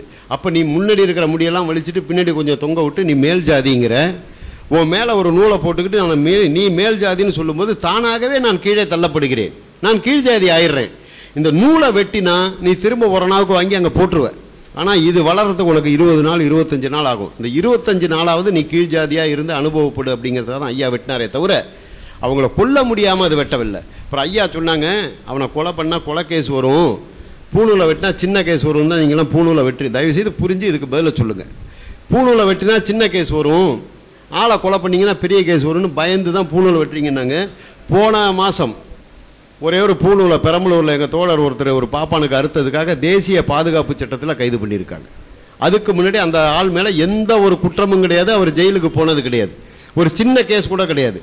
ஒன்றை நான் பூணூலை அறுத்ததுக்கு தேசிய பாதுகாப்பு சட்டம் போட்டு இந்த கலைஞருடைய அரசு தான் கைது பண்ணியிருக்கு. பெரம்பலூர் லக்ஷ்மணன் பேர். இப்போ அவரை பெயில் எடுக்கிறதுக்கு நாங்கள் அவ்வளோ செலவு பண்ணியிருக்கிறோம், புரியுதுங்களா? அதனால் இன்றைக்கி இந்த பூணூலில் தான் தேசியமே இருக்குன்ட்டு அரசு பண்ணிகிட்டு இருக்கானுங்க. ஒன்றை நான் பூணூல் வாங்கி போட்டால் நூல்கண்டு தீர்ந்து போச்சு, ஒரு நூல்கண்டு வாங்கினா நம்ம 20 பேர் பூணூல் போட்டு போகலாம். அப்போ இப்போ எங்களுடைய கை காசை செலவு பண்ணி நாங்கள் வந்திருக்கோம். உங்களுக்கு யார் செலவு பண்ணுறாங்கன்னு தெரியாது. உங்களுடைய இயக்கமாக நீங்கள்லாம் சேர்ந்து மாதம் ஏதாவது ஒரு தொகை கொடுத்து ஃபண்டு வச்சுட்டு பண்ணி, எங்களுக்கெல்லாம் கிடையாது. இதை இப்போ அவர் வந்திருக்காருன்னா அவருடைய செலவு, நான் வந்திருக்கேன்னா என்னுடைய செலவு. எங்களுக்கு பெரியாரும் கொடுக்க மாட்டார், எங்களுடைய இயக்கமும் கிடையாது, நாங்கள் அதை கேட்கவும் மாட்டோம், கொடுக்குற அளவுக்கு எங்கள் இயக்கத்துக்கு வசதியும் கிடையாது. அப்போது இப்போ நீங்களாவது என்ன பண்ணுவீங்க? மார்க்கத்தை ஏன் ஏற்றுக்கிறீங்க? அடுத்த ஜென்மத்தில் நமக்கு சொர்க்கம் கிடைக்கும், புண்ணியம் கிடைக்குன்னு. நாங்கள் சொர்க்கமும் கிடையாது நரகமும் கிடையாதுன்னு சொல்கிற ஆளுங்க. சொர்க்கம் நரகம்லாம் ஒன்றும் கிடையவே கிடையாது. இந்த பிறவியில் நீங்கள் அந்த மக்களுக்கு என்ன நன்மை பண்ணுறீங்களோ அதுதான் உண்மையை தவிர அடுத்த ஜென்மத்தில் சொர்க்கம் கிடைக்கும் நரகம் கிடைக்குன்னு ஏமாற்றி சாப்பிட்றவன் பார்ப்பான். இந்த புஸ்தகத்தை பார்த்தீங்கன்னா கருட புராணம்னு ஒரு புஸ்தகம். செத்ததுக்கப்புறம் உங்களுக்கு என்னென்ன நன்மை கிடைக்கும் என்னென்ன தீமை கிடைக்குன்னு இது முழுக்க போட்டிருக்கான். பாப்பானுக்கு என்னென்ன தானம் கொடுத்தால் என்னென்ன உங்களுக்கு நன்மை கிடைக்கும், கொடுக்கலன்னா உங்களை எப்படி நெருப்பில் போட்டு வதைப்பான், எண்ணெயில் போட்டு வறுப்பான்னு இந்த புத்தகமுள்ள இருக்குது. இது அவனுங்க வேலை, போக்கிரித்தனம். அடுத்த ஜென்மத்தில் நீ நல்லா இருப்ப, அடுத்த ஜென்மத்தில் நீ நல்லா இருப்பேன்னா அவன் இந்த ஜென்மத்தில் நல்லா தின்னு கொடுத்துக்கிட்டு இருக்கான். எங்கள் வீட்டுக்கு வந்தால் நெய்யை தூக்கி நெருப்பில் விட்றான், அவங்க வீட்டுக்கு போனால் நெய்யை தூக்கி பருப்பில் விட்றான். அது சமாச்சாரம் வேறு, கண்ணால் பார்க்குறோம். நீங்கள் பார்த்துருக்கிறதுக்கு வாய்ப்பு கிடையாது, யாராவது இந்துக்கள் பழக்கிறதா நீங்கள் பார்த்துருப்பீங்க. இது மூடத்தனம்னு தான் சொல்கிறோம். அப்போ இந்த பூணூலாக இருக்கிறதுக்கு அதுதான் காரணமே தவிர இது நல்லவன் கெட்டவனை அழிப்பது தான் அன்பா. அந்த கெட்டவனை இறைவன் தான் படைத்திருக்கிறார். அந்த கெட்டவனை அந்த இறைவன் தன்னுடைய திறமையினால் ஏன் நல்லவர்களாக மாற்ற முடியாது? நான் முன்னாடியே சொன்னேன், அழிக்கிறதுங்கிறது அவனுக்கு பின்னாடி உள்ள சந்ததியருக்கு கொடுக்குற தண்டனை. அவனை வச்சே திருத்தணும், அதுதான் அவனுக்கு கொடுக்குற தண்டனை. ஒருத்தனை அழிச்சிட்டனாக்கா அது தண்டனையாக சொல்ல முடியாது. இது ஒரு கடவுள் செய்யலாமா? சாதாரண மனிதர்கள் நீங்களும் நானும் செய்யலாம். நீங்கள் என்னை அடிக்க வரீங்க, என்கிட்ட கத்தியோ துப்பாக்கி இருக்குது, நான் உங்களை சுட்டுருவேன், இல்லைன்னா அந்த ஆயுதம் உங்கள்கிட்ட இருக்குது, நீங்கள் என்னை சுட்டுருவீங்க. இது நம்ம ஒரு சாதாரண ஒரு அல்ப ஜென்மத்தில் பிறந்த மக்கள்னு மதம் எல்லாமே சொல்லுது. ஆனால் நமக்கு மேல் சக்தி உள்ளவன், அன்பானவன், அருளானவன் அழிக்கலாமான்னு தான் கேட்டேன். அதுக்கு தயவுசெய்து நீங்கள் பதில் சொல்லுங்கள். அதுக்கு தான் சொல்கிறோம், நாங்கள் பிரதிபலனை இதுலேருந்து எதிர்பார்க்கல. இப்போ பெரியாருக்கு நாங்கள் தொண்டு செஞ்சால் பெரியார் எங்களை சொர்க்கத்துக்கு அனுப்புறதுக்காக நாங்கள் அதை பேசவே வரல. மக்களுக்கு நல்ல சிந்தனை வேணும், என்னான்னு உண்மையை புரிஞ்சுக்கணும். இப்போ இல்லைன்னு சொல்கிற நாங்களும் வாழ்ந்து கொண்டு தான் இருக்கோம், இருக்குன்னு சொல்கிற நீங்களும் வாழ்ந்து கொண்டு தான் இருக்கீங்க. உங்களுக்கும் இன்ப துன்பம் பிரச்சனைகள் சீக்கு ஆஸ்பத்திரி மருந்து மாத்திரை எல்லாம் இருக்குது, எங்களுக்கும் அதே மாதிரி தான் இருக்குது. ஆனால் உங்களுக்கு மனசில் குறைபாடு இருக்குது. அல்லாஹ் காப்பாற்றல, கை விட்டான், ராமன் அவன் நம்பியே ஏமாந்தேன்னா, எங்களுக்கு அதெல்லாம் ஒன்றுமே கிடையாது. ஏதாவது எங்கள் வாழ்க்கையில் ஒரு தவறு நாங்கள் செஞ்சுருந்தால் அதனால் கீழே போவோம். இப்போ நாங்கள் நல்லா வாழறோம்னு சொன்னால் அது எங்களுடைய உழைப்பு, எங்களுடைய திறமை. அதே மாதிரி தான் உங்களுக்கும். நீங்கள் இன்றைக்கி வாழ்க்கையில் உயர்ந்திருக்கீங்கன்னா கண்டிப்பாக அது உங்களுடைய உழைப்பு தானே தவிர உங்களை அல்லாவோ இல்லைனா நீங்கள் ஏற்றுக்கிட்ட மற்ற கடவுளோட சக்தியே கிடையாது. கடவுள் சக்தின்னு சொன்னால் எல்லாருமே சமமாக, எல்லாருமே வளமான வாழ்க்கை, எல்லாருமே அமைதியான வாழ்க்கை, எல்லாருக்குமே நாட்டில் இருந்ததுன்னா இது கடவுள் செயல்தான் ஏற்றுக்கிறதுல எங்களுக்கு எந்தவித ஒரு குறைபாடும் கிடையாது. ஆனால் ஒரு தெருவில் அது மாதிரி இருக்கோமா? ஒரு குடும்பத்தில் ஒரு அண்ணனுக்கு என்ன வருமானம், தம்பிக்கு என்ன வருமானம், சிந்தனை பண்ணி பாருங்கள். இதுக்கு என்ன காரணம்? கல்யாணம் ஆனோன்னு எல்லாம் பிரிஞ்சு போகிறவங்க எத்தனை பேர் இருக்காங்க? ஒத்துமையாக இருக்கிறவங்க கம்மி இருக்கலாம். அதனால் இந்த குரானில் அது சொல்லியிருக்கு, இது சொல்லி அந்த இதுலேயும் தான் நிறையா சொல்லியிருக்கு, ராமாயணத்தில் நிறையா சொல்லியிருக்கு. இன்றைக்கி ஐயா சொன்னாங்க இதுக்கு கீழே ஆழமாக போக முடியுமான்னாங்க. நாளைக்கு போக மாட்டாங்கங்கிறதுக்கு என்னங்க நிச்சயம்? நம்ம யாராவது நினச்சோமா இந்த மாதிரி உலகத்தை பைக்குள்ளே வச்சுக்கிட்டு சுற்றுவோன்னு 20 வருஷம் முன்னாடி யாராவது சிந்தனை பண்ணி பார்த்தோமா? ஃபோனுக்கு போய் சுற்றிக்கிட்டு இருக்கணும், 10 கிலோமீட்டருக்கு கால் புக் பண்ணிவிட்டு உட்காந்துருக்கணும். 180க்கு பண்ணிவிட்டு கால் என்னாச்சுன்னு கேட்கணும். கும்பகோணத்துலேருந்து பாபநாசத்துக்கு 6 கிலோமீட்டர் கால் புக் பண்ணி பேசணும். இன்றைக்கி அந்த நிலையாக இருக்கிறோம். இங்கேருந்து அமுத்தினா அமெரிக்கா பேசுது. இதெல்லாம் யார் கண்டுபிடிச்சா? மனிதர் கண்டுபிடிச்சானா, கடவுள் கண்டுபிடிச்சானா? அது மாதிரி இந்த பூமிக்கு அடியில் போக அவசியம் இருந்தால் கண்டிப்பாக அதை வந்து ஆராய்ச்சி பண்ணுவாங்க. இப்போ அங்கே தங்கம் இருக்குன்னு போயிட்டுருக்காங்க, இருக்கிற வரைக்கும் போவாங்க. தங்கம் 10 கிலோமீட்டர் தான் அதுக்கான ஏற்பாடு பண்ணி போவாங்க. இப்போ நிலாவுக்கு என்ன அப்படியே ராக்கெட்டில் வந்து ஏரோப்ளேனில் போகிற மாதிரி போகிறான், பாதுகாப்போடு போகிறாங்க. அன்புள்ள சகோதரர்களே, அதாவது கெட்டவனை தண்டிக்கிறது அளவற்ற அருளுக்கு எதிரா அப்படிங்கிறது தான் ஒரு கேள்வி கேட்டோம். அவர் இன்னொரு கேள்வியே கேட்குறாரு, அப்போ ஏன் கெட்டவன்லாம் இருக்கிறாங்கிறது 2 கேள்வி ஒரு முதல் கேட்டிருக்கிறாரு.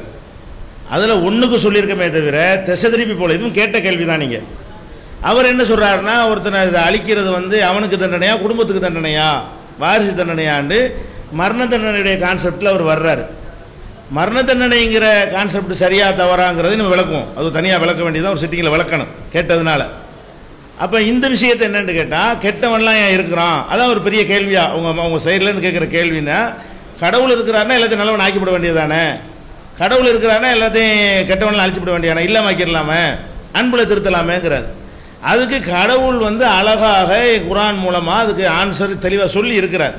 இஸ்லாம் என்ன இதுக்கு ஆன்சர் சொல்லு தெரிஞ்சுக்கிட்டு அந்த ஆன்சர்களுக்கு இப்பெல்லாம் நீங்கள் கேள்வி கேட்கணும். இஸ்லாத்தை பொறுத்தவரைக்கும் என்ன சொல்லுதுன்னு கேட்டால், மனிதனை வந்து அறிவு உடையவனாக கடவுள் படைத்திருக்கிறார். அவனுக்கு நல்லது கெட்டதை காட்டுறார். அவன் விரும்பினால் கெட்டதையும் செய்யலாம், விரும்பினால் நல்லதையும் செய்யலாம் என்று சுதந்திரத்தை அவர் கொடுத்திருக்கிறார். அவர் கொடுக்காம மீறிக்கிட்டு செஞ்சாதான் கடவுள் எங்கன்னு கேட்க முடியும். நீ வந்து அறிவை பயன்படுத்தி நல்லவனா வாழ்றியா அல்லது கெட்டவனா வாழ்றியான்னு வாட்ச் பண்ணுவதற்காக உங்களை விட்டு பிடிப்போம் என்று தான் எங்களுக்கு எங்கள் மார்க்கம் சொல்லுகிறது. அதனால கெட்டவன்லாம் ஏன் இருக்கிறான்னு கேட்டால் இதுதான் அதுக்கு ஆன்சர். என்ன ஆன்சரு? உங்களுக்கு அறிவு, அது அறிவுண்ட அர்த்தம். இவர் சொன்ன மாதிரி இருந்தால் அது மனிதன் ஆடு மாடை படைச்சிட்டு போயிடலாம். இவர் சொல்கிற மாதிரி இருந்தால் இயல்புலையே பொய் சொல்லாமல், இயல்புலையே கோல் சொல்லாமல், இயல்புலையே திருடாமல், இயல்புலையே தப்பு செய்யாமல் இருந்தால் அதுக்கு மிருகம். அது சிந்திச்சு பார்த்து இதையும் செய்யலாம் அதையும் செய்யலான்னு உன்னை தேர்ந்தெடுக்கிறான அவன் தான் மனுஷன். அவர் என்ன செய்யறாருன்னா அது மாதிரி படைச்சிருக்கலாமான்னா அது மாதிரி படைப்பு இருக்கு, ஆடு மாடு கலதெல்லாம் இருக்கு. அது மாதிரி ஒன்று இருக்க வேண்டும் என்று கடவுள் விரும்புகிற மாதிரி இது மாதிரி ஒன்று இருக்கணும்னு விரும்புகிறாரு. நீங்கள் சொல்கிற மாதிரி எல்லாமே இயல்புலே நல்லவன்னா அது மனுஷனா? இயல்புல அவன் நல்லது தான் அவனுக்கு செய்ய முடியும்.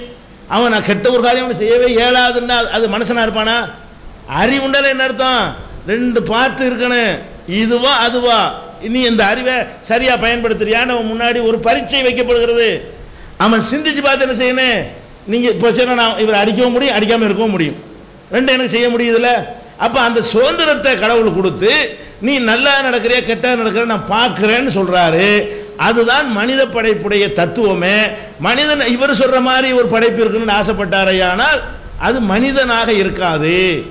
மாடுகள் திருடுதா, மாடுகள் பொய் சொல்லுதா, மாடுகள் இந்த மாதிரி மற்ற ஜீவன்கள்லாம் அந்த நம்ம என்னென்ன சொல்லி கொண்டிருக்கிறோமோ அது மாதிரிலாம் லஞ்சம் வாங்குதா, ஊழல் பண்ணுதா, அந்த படைப்பாக தான் இருக்க முடியும்.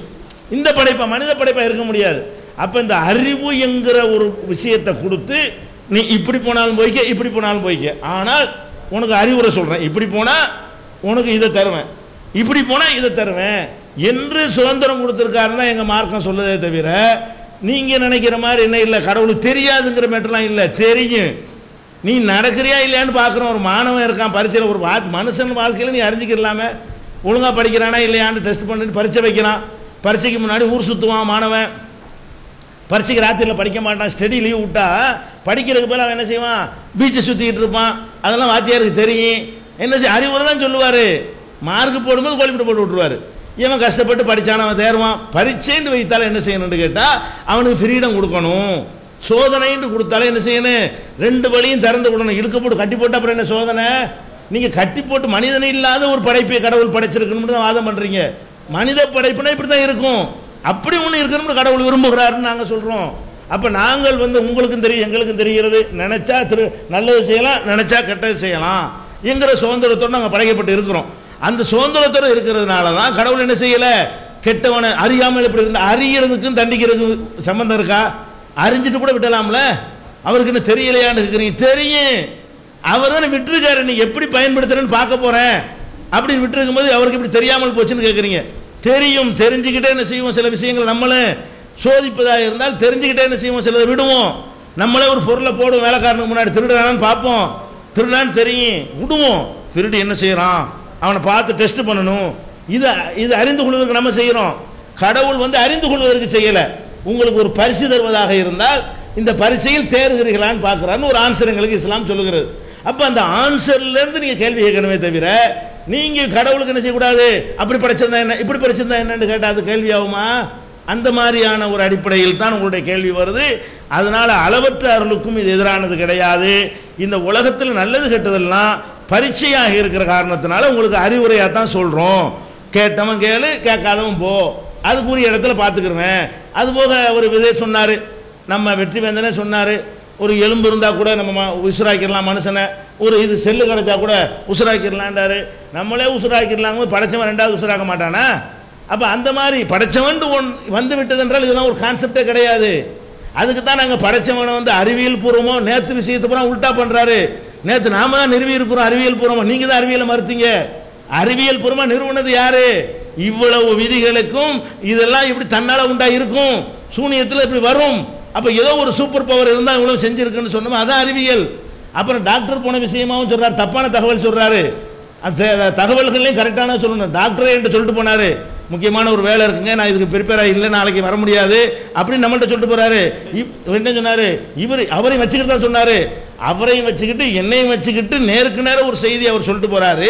இவர் என்ன செய்கிறாரு, நீங்கள் அறிவியல்லாம் ஏற்றுக்கிற மாட்டேன்னு வரல அப்படி அதுலேயே நீங்கள் நேர்மையற்று பேசினால், உங்களையும் வைத்துக்கொண்டு என்னையும் வைத்துக்கொண்டு அவர் சொல்லிட்டு போன ஒரு விஷயத்திலே உங்களுக்கு நேர்மையற்று பேசினால், அப்போ இதயம் சுருங்கும் தான் அர்த்தம். அவர் சொன்ன மாதிரி இதயம் இறுக்கமாக இருந்தாலும் அதுக்கு அர்த்தம் செய்ய முடியுனாங்க. அதனால இப்படி எல்லாம் பேசக்கூடாது. அது ஒரு விஷயத்தை நீங்கள் என்ன செய்யணும், புரிந்து கொள்ளணும். இன்னும் சில விஷயங்கள்லாம் இருக்கிற சொல்ல வேண்டிய விஷயம், புதுசு பாயிண்ட் நாங்கள் வைக்க வேண்டி இருக்குது. எதுக்கு நான் இதே பதில் சொல்லாமல் விடுறேன்னு கேட்டால், அவங்க சொன்ன கேள்விகளுக்கெல்லாம் சிலதுக்கு பதில் சொல்லாமல் நான் விட்டுருந்து யாவப்படுத்தாலும் சேர்த்து சொல்லிடுவேன். ஆமாம், புதுசு புதுசாக சிலது வைக்கணும். நீங்கள் ஒன்று ரெண்டு தான் குரானில் நினச்சிடக்கூடாதுல்ல, எப்படி இவ்வளவும் சொல்ல முடிஞ்சுன்னு தான் நீங்கள் யோசிக்கணும். அதுக்காக தான் சொல்லுங்கள்.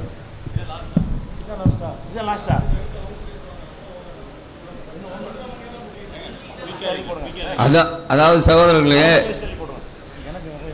நாம் திருக்குர்ஆனை இறைவனுடைய வேத நூல் என்று நிரூபிப்பதற்காக எந்த அறிவியல் உண்மைகளை எடுத்து வைத்தாலும் நமது நண்பர் வெற்றிவேந்தன் அவர்கள் அங்கே அமர்ந்து கொண்டு இதெல்லாம் அந்த காலத்திலேயே எல்லாருக்கும் தெரியும், அதைத்தான் ரசூலுல்லாஹ் சொல்லியிருக்கிறாரு அப்படின்னு சொல்லிட்டு இருக்கிறாரு. அதுக்கு ஒரு உதாரணம் வானம் விரிந்து கொண்டிருக்கிறது என்ற உண்மை குர்ஆனில் எப்படி வந்தது என்று கேட்டபொழுதும் அவர் அதைத்தான் சொன்னார்.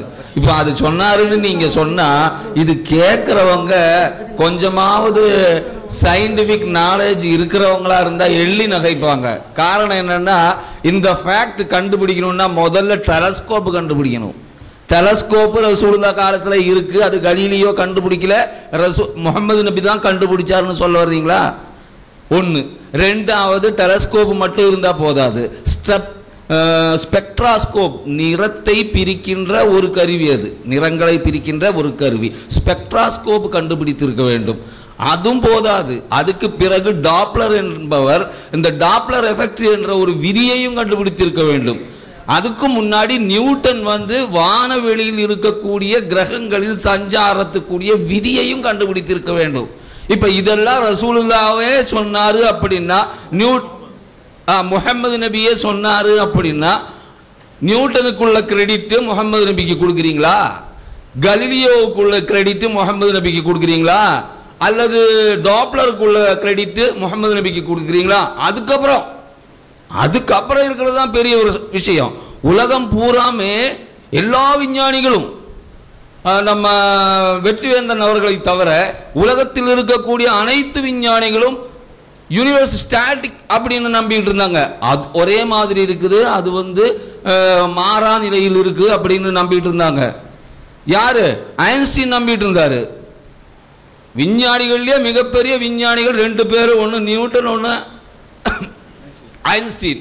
இந்த ரெண்டு பேருமே நம்பிக்கிட்டு இருந்தாங்க உலகம் ஸ்டாட்டிக் அப்படின்னு. அப்பதான் ஹப்பிள் என்ற விஞ்ஞானி தொலைநோக்கியை வைத்துக்கொண்டு வானத்தை தீவிரமாக ஆராய்ந்து ஸ்பெக்ட்ராஸ்கோப் வழியாக அதனுடைய அங்கிருந்து வரக்கூடிய ரேஸை அனலைசைஸ் பண்ணி பார்க்கும்போது நிச்சயமாக அந்த டாப்ளர் விதியை பொருத்தி இந்த பிரபஞ்சம் ஒரே மாதிரி இல்லை, அது விரிஞ்சுக்கிட்டே இருக்கு அப்படின்னு சொல்லி போட்டு சொன்னாரு. இது உண்மையிலேயே அறிவியல் உலகத்திலேயே மிகப்பெரிய ஒரு கண்டுபிடிப்பு அப்படின்னு சொல்றது யாரு? ஹாக்கிங் சொல்றாரு பாருங்க. அவருடைய புத்தகத்திலிருந்து வாசிக்கிறேன். The discovery that the universe is expanding. The discovery that the universe is expanding was one of the great intellectual revolution. One of the great intellectual revolution. இந்த உலகிலேயே 20ஆம் நூற்றாண்டில் கண்டுபிடிக்கப்பட்டிருக்கக்கூடிய அறிவியல் கண்டுபிடிப்புகளிலேயே இது ஒன்று. இது மிக புரட்சிகரமான அறிவு புரட்சி அப்படின்னு அவர் சொல்லியிருக்காரு. 20ஆம் நூற்றாண்டில் இந்த உலகில் தோன்றி இருக்கக்கூடியவைகளில் மிக அற்புதமான முக்கியமான அறிவு புரட்சி எது? இந்த வானம் விரிந்து கொண்டிருக்கிறது என்று சொல்லப்பட்ட இந்த செய்தி. ஹாக்கிங்கே சொல்றாரு, இந்த ஹாக்கிங் உலகம் விரிந்து கொண்டிருக்கிறது என்ற உண்மையிலிருந்து படிப்படியாக முன்னேறி பிக் பேங் தியரியை நிரூபித்தவர். அந்த நிரூபித்த ஹாக்கிங் என்ன சொல்றாரு தெரியுங்களா? ஹப்பிள் இது சொன்னார்ல, வானம் விரிந்து கொண்டிருக்கிறதுன்னு ஹப்பிள் சொன்னார்ல, ஐன்ஸ்டீன் மறுத்தார்ல, நியூட்டனுடைய ஆதி கருத்து மறுத்துட்டாங்க. அதை இதே மாதிரி ஹப்பிள் இந்த கருத்தை சொன்ன போது இத ஹாக்கிங்கே கூட இதை நம்பல. அதெல்லாம் இருக்காது. ரெட் ஷிஃப்ட் காட்டுறதுக்கு வேற ரீசன் இருக்கு. ஏன்னாக்கா ரேஸ் அங்க ஆகாயத்திலிருந்து பூமிக்கு வரும்போது வீக் ஆகுது, அதனாலதான் ரெட் ஷிஃப்ட் காட்டுது அப்படின்னு தப்பா விளங்கி இருந்தாரு. பேபி யூனிவர்ஸ் மற்றொரு புஸ்தகத்துல இதே விஷயத்தை அவர் சொல்றாரு.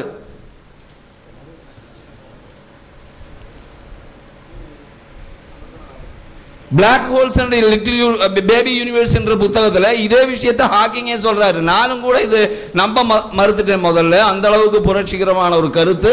ஆகவே அது இந்த கண்டுபிடிப்பு இந்த உலகத்திலே ஏற்பட்டு இருக்கக்கூடிய அறிவு புரட்சிகளில் மிக முக்கியமானது அப்படின்னு அவரே சொல்றாரு. இந்த உலகத்துக்கே தெரியும் 1929க்கு பிறகு ஹப்பிள் வந்ததுக்கு அப்புறம் தான் இந்த விஷயம் உலகத்துக்கு தெரியுது அப்படின்னு.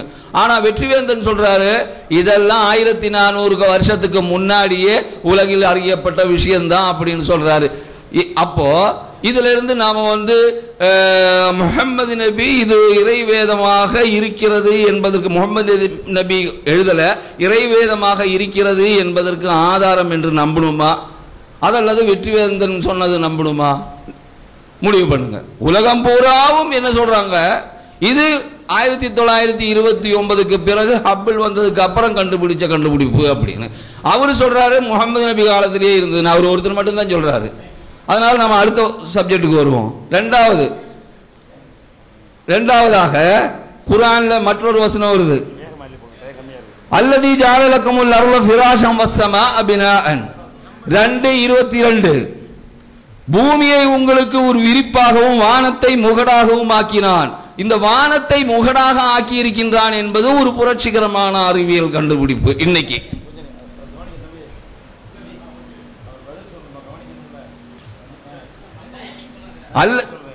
அல்லதி ஜஅலலக்குமுல் அர்ல ஃபிராஷன் வஸ்ஸமா பினாஅன் 2:22 இரண்டாவது அத்தியாயம் 22வது வசனம். பூமியை உங்களுக்கு ஒரு விரிப்பாகவும் வானத்தை ஒரு முகடாகவும் ஆக்கினான் அப்படின்னு இறைவன் சொல்லி இருக்கிறான் அந்த வேதத்துல. இந்த வானத்தை ஒரு முகடாக ஆக்கி இருக்கிறான் அப்படின்னு சொல்றது மிக முக்கியமான ஒரு அறிவியல் கண்டுபிடிப்பு இன்னைக்கு. இது என்ன சொல்லுது அப்படின்னு கேட்டீங்கன்னாக்கா, குர்ஆன் இறங்கக்கூடிய காலத்துல வானம் என்பது சூன்யம், அதுக்கு மேல ஒண்ணுமே இல்லை அப்படின்னு நினைச்சுக்கிட்டு இருந்த ஒரு காலம்.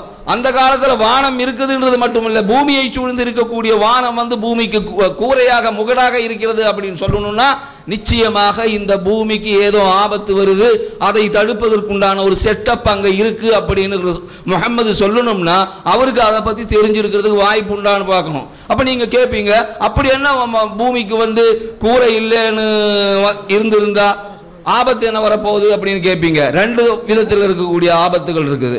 ஒன்று விண்கற்கள் விழுகின்ற ஆபத்து, இன்னொன்று ரேடியேஷன் வருகின்ற ஆபத்து. இந்த பூமிக்கு ஒவ்வொரு நாளும் ஏராளமான விண்கற்கள் விழுந்து கொண்டிருக்கின்றன. நீங்க இந்த ஸ்கிரீன்ல பார்க்கலாம். இது மீட்டியர் ஷவர்னு சொல்லுவாங்க. மீட்டியர் ஷவர் இது பூமியில் விழுந்து கொண்டிருக்கக்கூடிய விண்கற்களின் படத்தை பார்க்கின்றீர்கள். மீட்டியர் ஷவர் என்று இதுக்கு சொல்லுவார்கள். இந்த கல் என்ன வேகத்தில் வருது தெரியுங்களா? இதுல சின்ன சின்ன மணல் துளியிலிருந்து கோலி அளவுக்கு, அதுக்கப்புறம் இன்னும் பெருசு அப்படியே பாறை அளவுக்கு பெரிய பெரிய கற்கள் எல்லாம் இருக்கின்றன. இந்த கற்கள் பூமிக்கு 26 மைல் வேகத்தில் வருகிறது. இந்த 26 மைல் வேகத்தில் வரும்போது பூமியானது 18 கிலோமீட்டர் வேகத்தில் அதை நோக்கி செல்கிறது. கிட்டத்தட்ட 40 மைலுக்கு அதிகமான வேகத்தில் இது வருகின்ற காரணத்தால் இந்த கல் நம் மீது விழுந்தால் நிச்சயமாக நாம் சார்ந்திருக்கின்ற உலகமே தகர்ந்து போகக்கூடிய நிலை ஏற்படும். ஏன்னா அவ்வளவு ஃபோர்ஸ். ஆனா இந்த கல் இந்த பூமியில விழாம தடுக்கிறது எது அப்படின்னு கேட்டீங்கன்னா, இந்த பூமிக்கு மேல இருக்கிற அட்மாஸ்பியர் காற்று மண்டலம். இந்த காற்று மண்டலத்தில் அந்த கற்களாக விழும்போது அந்த காற்று மண்டலத்தில் ஏற்படுகின்ற உராய்வின் காரணமாக அது எரிக்கப்பட்டு சாம்பலாக மாற்றப்படுகிறது. அப்போதும் கூட சிறு துளி அளவுக்கு கற்கள் பூமியில் விழுகின்றன. சில சமயத்தில், அதாவது நூற்றுக்கணக்கான வருடங்களுக்கு ஒரு முறை மிகப்பெரிய பாறை அளவிற்கு கூட கற்கள் விழுகின்றன. ஆனால் அந்த கற்கள் விழும்போது கூட அதனுடைய வேகம் மட்டுப்படுத்தப்பட்ட விதத்தில் தான் விழுகின்றது. இல்லை என்றால் இந்த உலகமானது அரிக்கப்பட்டு போய்விடும் என்பது இன்றைய சயின்ஸ். இரண்டாவது விஷயம், இந்த அட்மாஸ்பியர்ல ஓசோன் அப்படின்னு ஒரு படலம் இருக்கிறது. இந்த ஓசோன் எதற்காக இருக்கிறது என்று கேட்டீர்கள் என்றால், சூரியனில் இருந்து வருகின்ற கதிர்களில் அழிவு கதிர்களும் உண்டு. அல்ட்ரா வயலட் ரேஸ் என்பது ஒரு அழிவு கதிர். அந்த அழிவு கதிர் பூமியில் விழுந்தால் பூமியின் மீது வாழ்கின்ற எல்லா உயிரினங்களையும் துவம்சம் செய்துவிடும். அப்படிப்பட்ட அழிவு கதிர்கள் அது 24 மணி நேரமும் வந்து கொண்டே இருக்கிறது. ஆனால் இந்த ஓசோன் என்ன செய்கிறது என்றால், அந்த வரக்கூடிய சூரிய வெப்பத்திலிருந்து, சூரிய ஒளியிலிருந்து அல்ட்ரா வயலட் ரேஸை ஃபில்டர் பண்ணி அது இல்லாம நமக்கு பூமிக்கு அனுப்பிட்டு இருக்குது. அதே மாதிரி பூமியில விழுந்து கொண்டிருக்கின்ற விண்கற்கள் என்று சொன்னேனே, ஒரு நாள் ஒன்றுக்கு 8000 மில்லியன் விண்கற்கள் விழுந்து கொண்டிருக்கு. எப்போ ஒன்று விழுதுன்னு நினைக்காதீங்க. 8000 மில்லியன் விண்கற்கள் ஒவ்வொரு நாளும் இந்த உலகில் விழுந்து கொண்டிருக்கின்றன. இதில் ஒரே 1% ஆட்கள், மனிதர்கள் வாழுகின்ற இடத்தில் விழுந்து விட்டால் ஒரே வாரத்தில் இந்த பூமியில் இருக்கக்கூடிய அனைத்து உயிரினங்களும் காலியாகிடும். ஒண்ணுமே உயிரோடு இருக்காது. ஆனா விழுந்து கொண்டிருக்கிறது அப்படின்னு சொல்றது பிரிட்டிஷ் அஸ்ட்ரானமிக் அசோசியேஷனை சேர்ந்த விஞ்ஞானிகள். அவர்கள் விழுந்து கொண்டிருக்கிறது என்று சொல்லுகிறார்கள். நாம் இன்னும் இங்கே வாழ்ந்து கொண்டிருக்கிறோம் என்றால் ஒரு முகடு அதற்கு மேலே இருக்கிறது என்றுதானே அதற்கு பொருள். இந்த விஷயம் முகமது நபிக்கு எப்படி தெரிந்தது? அவருடைய எந்த வாழ்க்கை அனுபவத்தை கொண்டு தெரிந்தார்? அல்ட்ரா வயலட் ரேஸ் ஆகாயத்திலிருந்து சூரியனில் இருந்து பூமிக்கு வருகிறது என்பது என்ன வாழ்க்கை அனுபவத்தை கொண்டு அவர் தெரிந்தார்? இது ஒரு மனிதனால் அந்த காலத்தில் சொல்லி இருக்க முடியுமா? நிச்சயமாக இந்த விவரங்களை எல்லாம் சொல்ல வேண்டும் என்றால் 1400 வருடங்கள் அல்ல, 1300 வருடங்கள், 1100 வருடங்களுக்கு முன்னால் அல்லது 200 வருடங்களுக்கு முன்னால் வாழ்ந்த ஒரு மனிதரால் கூட சொல்ல முடியாது. நவீன விஞ்ஞான யுகத்தில் பிறந்த ஒரு மனிதரால் மட்டுமே சொல்ல முடியும். முகமது நபி 1400 வருடங்களுக்கு முன்னால் தான் பிறந்திருக்கிறார் என்பது வரலாறு. அது முஸ்லிம்கள் எழுத வேண்டியதில்லை. வரலாறு உலக வரலாறு. இதை நீங்கள் மறுக்க முடியுமா? 1400 வருடங்களுக்கு முன்னால் தான் முகமது நபி வந்திருக்கிறார் என்றால் நிச்சயமாக இந்த வார்த்தையை அவர் சொல்லி இருக்க முடியாது. அதிலிருந்து அவர் சொன்ன இந்த வார்த்தை இறைவனுடைய வார்த்தை தான் என்பதை மிக நிச்சயமாக இந்த அறிவியல் ப்ரூஃப் நமக்கு எவிடன்ஸாக இருக்கிறது. இதை உங்களால் என்ன மறுக்க முடியுமா? இதற்கு என்ன பதில் உங்களிடம் உண்டு என்பதை நீங்கள் கூறுங்கள். நன்றி. 5 நிமிஷம் இருக்கு. 5 நிமிஷம் இருக்குதா? சரி, இப்போ ஆயத்து எடுக்கலையே. சரி, பரவாயில்ல. அடுக்கடுக்கான 7 வசனங்கள், அடுக்கடுக்கான 7 வானங்கள். அல்லதி ஹலக சப சமாவாதி திபாக்கா. அல்லாஹ் குர்ஆன்ல அடுக்கடுக்கான 7 வானங்களை தான் படைத்திருப்பதாக சொல்கிறான். 63வது அத்தியாயத்தின் 67வது அத்தியாயத்தின் 3வது வசனம். அல்லதி ஹலக சப சமாவாதி திபாக்கா அப்படின்னு சொல்லிட்டு அவன் சொல்றான். 67ல 3வது வசனம். இது வரைக்கும் நம்ம வந்து பிக் பேங்கை பற்றிலாம் பேசிக்கிட்டு இருந்தோம். பிக் பேங்குங்கிறது ஒன்றும் இல்லாமையிலிருந்து வெடித்து இந்த உலகம் அண்டகோளங்கள் எல்லாம் வந்ததுன்னு பேசிக்கிட்டு இருந்தோம். நம்ம ஒரு பிக் பேங்க், இந்த பிக் பேங்க் ஏற்பட்டுச்சு, இது எங்கேருந்து ஏற்பட்டுச்சுன்னு டாக்டர்கிட்ட கேட்டுக்கிட்டு இருந்தோம். நேற்று டாக்டர் பற்றி சொல்லும்போது சொன்னாங்க நிறைய அறிவியல் எல்லாம் சொல்லிக்கிட்டு இருந்தாருண்டு. நிறைய அறிவியல்லாம் சொன்னார். நம்ம அறிவியலேருந்து கேள்வி கேட்டோம், பதிலே சொல்லலை, இழுத்துக்கிட்டே இருந்தார். கடைசியில் அந்த அறிவியலுக்கு ஒரு முடிவை சொன்னார். எப்போ சொன்னார்னா, நேரடியாக ஒரு கேள்வி கேட்டார்ல சகோதரர், கேட்ட உடனே அறிவியல் ஆய்வு செய்துக்கிட்டே இருக்கிறோன்றாரு. அதுக்கு என்ன அர்த்தம் நம்ம சகோதரர் சொன்னார், எங்கள்கிட்ட பதிலே இல்லைன்னு அர்த்தம். அது அவருடைய இப்போ டாக்டருடைய பரிபாஷையில் சொல்வதாக இருந்தால், அறிவியல் உண்மையெல்லாம் சொன்னார்ல, அதுக்கு பரிபாஷையில் சொல்வதாக இருந்தால் ஆப்ரேஷன் சக்சஸ், பேஷண்ட் டெட், அதை அறிவியலை நிறைய எடுத்து சொன்னாரு, முடிவு தோல்வி. அதான் அவர் கடைசியா சொன்னது. இப்போ இங்க அல்லாஹ் வந்து அடுக்கடுக்கான 7 வானங்களை பற்றி தான் சொல்றான். அடுக்கடுக்கான 7 வானங்கள்ங்கிறதுக்கு இன்னைக்கு அறிவியல்ல கண்டுபிடிச்சிருக்கிறாங்க மல்டிவர்ஸ். நேற்று கூட பிஜி சொல்லும் போது சொன்னாங்க யூனிவர்ஸ் அந்த காலம், இப்போ மல்டிவர்ஸ், அடுக்கடுக்கான 7 வானங்களை அவனே சொல்றான், நம்ம சொல்லலை. இது நீங்க விக்கிபீடியாவில் எடுத்து போட்டு மல்டிவர்ஸ் போட்டீங்கன்னா காட்டுவான் அடுக்கடுக்கான 7 வானங்கள். நம்ம வானங்கள் பூமி நம்ம இந்த யூனிவர்ஸை வந்து உருட்டை நினைச்சுக்கிட்டு இருக்கிறோம். உருட்டை இல்ல, பிளாட்னு சொல்லிட்டு புதுசாக கண்டுபிடிச்சிருக்கான். யூனிவர்ஸுடைய இந்த பிரபஞ்சத்துடைய வடிவம் வந்து பிளாட்னு கண்டுபிடிச்சிருக்கிறான். ஒவ்வொரு இதுக்கு மேல அடுக்கடுக்காக 7 பிரபஞ்சங்கள் இருக்குது. பிக் பேங்குங்கிறது ஒண்ணு இல்ல, பல பிக் பேங்குகள் ஏற்பட்டிருக்குன்னு இருக்கிறான். இதுக்கெல்லாம் ஆதாரமானங்கள் நிறைய இருக்குது. ஆனா அடுக்கடுக்கா நிறைய போட வேண்டியிருக்குங்கிறாங்க. நீங்க கேள்விகளை கேட்டீங்கன்னா அதுக்கு நாங்கள் ஆதாரங்களை தர தயாரா இருக்கிறோம். நீங்க கூகுளில் போய் நீங்க சர்ச் பண்ணீங்கன்னா நிறைய கிடைக்கும் ஆதாரங்கள். உலகம் வந்து தட்டை, பிரபஞ்சம் வந்து தட்டை வடிவத்தில் இருக்குது, அடுக்கடுக்காக 7 வானங்கள் இருக்குது. திருக்குர்ஆனில் மற்றொரு ஆதாரம் நாம் பார்த்தோம் என்றால், திருக்குர்ஆன் கூறுகிறது ஹுவல்லதி ஹலக்கல் லைல வன்னஹார வஷ்ஷம்ஸ வல் கமர குல்லும் ஃபீ ஃபலக்கின் யஸ்பஹூன் 21:33வது வசனம். இதில் என்ன சொல்லப்படுகிறது? அல்லாஹ்வே இரவையும் பகலையும் சூரியனையும் சந்திரனையும் படைத்தான், ஒவ்வொன்றும் அதன் பாதையில் சென்று கொண்டிருக்கின்றன. இப்ப அழகா சொல்லுது, சூரியனையும் சந்திரனையும் இரவையும் பகலையும் அல்லாஹ் தான் படைத்தான், ஒவ்வொன்றும் அதன் பாதையில் சென்று கொண்டிருக்கின்றன. சூரியன் அதன் பாதையில் சென்று கொண்டிருக்கிறது என்ற அறிவியல் எப்போது கண்டுபிடித்தார்கள்? கோபர்னிக்கஸ் வந்து சொல்லும் பொழுது சூரியன் சுற்றலைன்னாரு, கலிலியோ வந்து சொல்லும் பொழுது சூரியன் சுத்தலைன்னாரு, இன்னும் வில்லியம் ஹெர்ஷல் தான் வந்து இந்த உண்மையை கண்டுபிடிச்சு ஜனங்களுக்கு சொன்னாரு. அப்ப இந்த உண்மை 1400 வருடங்களுக்கு முன்னாடி ரசூலுல்லாஹ் முஹம்மது நபிக்கு எப்படி தெரிஞ்சது?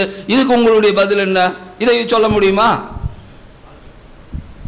அப்ப நிறைய சான்றுகள் உங்களுக்கு சொல்லி, தேனை பற்றி சொல்லியிருக்கிறோம், தேனியை பற்றி, அது மாதிரி பூமியின் ஆழத்துக்கு போகிறது,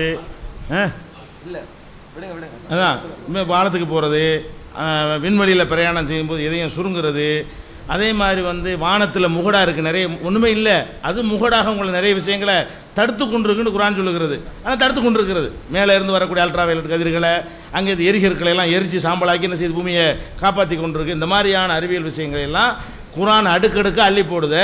ஏதோ ஒன்றோ ரெண்டோ தற்செயலாக இருக்கிற அந்த மாதிரி இருக்குதா? ஒரு தேர்ந்த அறிவியல் மேதை பேசுகிற அளவுக்கு பொறுக்கி எடுத்த வார்த்தைகளால் சொல்லப்பட்டு இருக்கிறதா? இது எப்படி அன்றைக்கு வந்து முகமதுவால் சொல்ல முடியும்? அனுபவ அறிவை கொண்ட தலைப்பு என்ன தானே, அனுபவ அறிவை கொண்டு அவர் அறிந்து வைத்ததை எழுதி கடவுள் பேரால் சொன்னார். நீங்களே அப்படி என்ன 1400 வருஷத்துக்கு முந்தி இருந்த அனுபவ அறிவு, அந்த அனுபவ அறிவை கொண்டு இல்லைன்னு ஆகிவிட்டது என்று சொன்னால் அளப்பரிய ஆற்றலை கொண்டு தான் சொல்லியிருக்காரு, விளங்கணுமா இல்லையா? அப்ப இறைவன் இருக்கிறான் என்பதும் இதுல நிரூபணமாகுது. இது கடவுளுடைய வேதம் என்பதும் என்ன செய்கிறது? நிரூபணமாகிறது. அப்ப வேதம் தான் என்று நிரூபணமாகிவிட்டது என்று சொன்னால் அதுல உள்ள சட்டத்திட்டங்களுக்கெல்லாம் கொஸ்டினே பண்ண முடியாது, மிரட்டுறாது. அதெல்லாம் நான் அடுத்து சொல்றேன், கொஞ்சம் கொஞ்சம் படிக்கிறோம். நம்ம மக்களுக்கு சொல்லிக்கணும்ல. இப்போ நம்ம வந்து டைம் முடிஞ்சிட்டதுனால எங்களுக்கு கடைசி அமர்வு, அவங்களுக்கு ஒரு அமர்வு தான் முறைப்படி இருக்கிறது. அதனால நம்ம ஒரு டிஸ்க் தெரிகிற மாதிரி மாற்றிக்கிறோம். எப்படி வச்சுக்கலாம்? அதாவது இன்னொரு 1/4 மணி நேரம் எக்ஸ்டென்ஷன் பண்ணிக்கிறோம். அப்படின்னா ஒரு எங்களுக்கு 1 மணி நேரம் ஒரு அமர்வு கிடைக்கும், உங்களுக்கு 2 அமர்வு கிடைக்கும். அப்படி தானே? எங்களுக்கு மட்டும் ஒரு 1/4 மணி நேரம் தர்றீங்க லாஸ்ட்டாக, இப்போ வரிசையா. அப்போ இப்போ நீங்கள் 1/4 மணி நேரம் பேசுவீங்க, நாங்கள் அப்புறம் 1/4 மணி நேரம் முடிச்சிடுறது. அப்போ இவங்க அதுக்காக உங்களுக்கு நன்றி தெரிவிச்சுக்கிறோம். ஏன்னா எங்களுக்கு ஒரு கடைசியாக அந்த சொல்ல ஒரு வாய்ப்பு தர்றீங்க இல்லையா? அதனால் இப்போ 1/4 மணி நேரமாக ஆக்கிருங்க டயத்தை.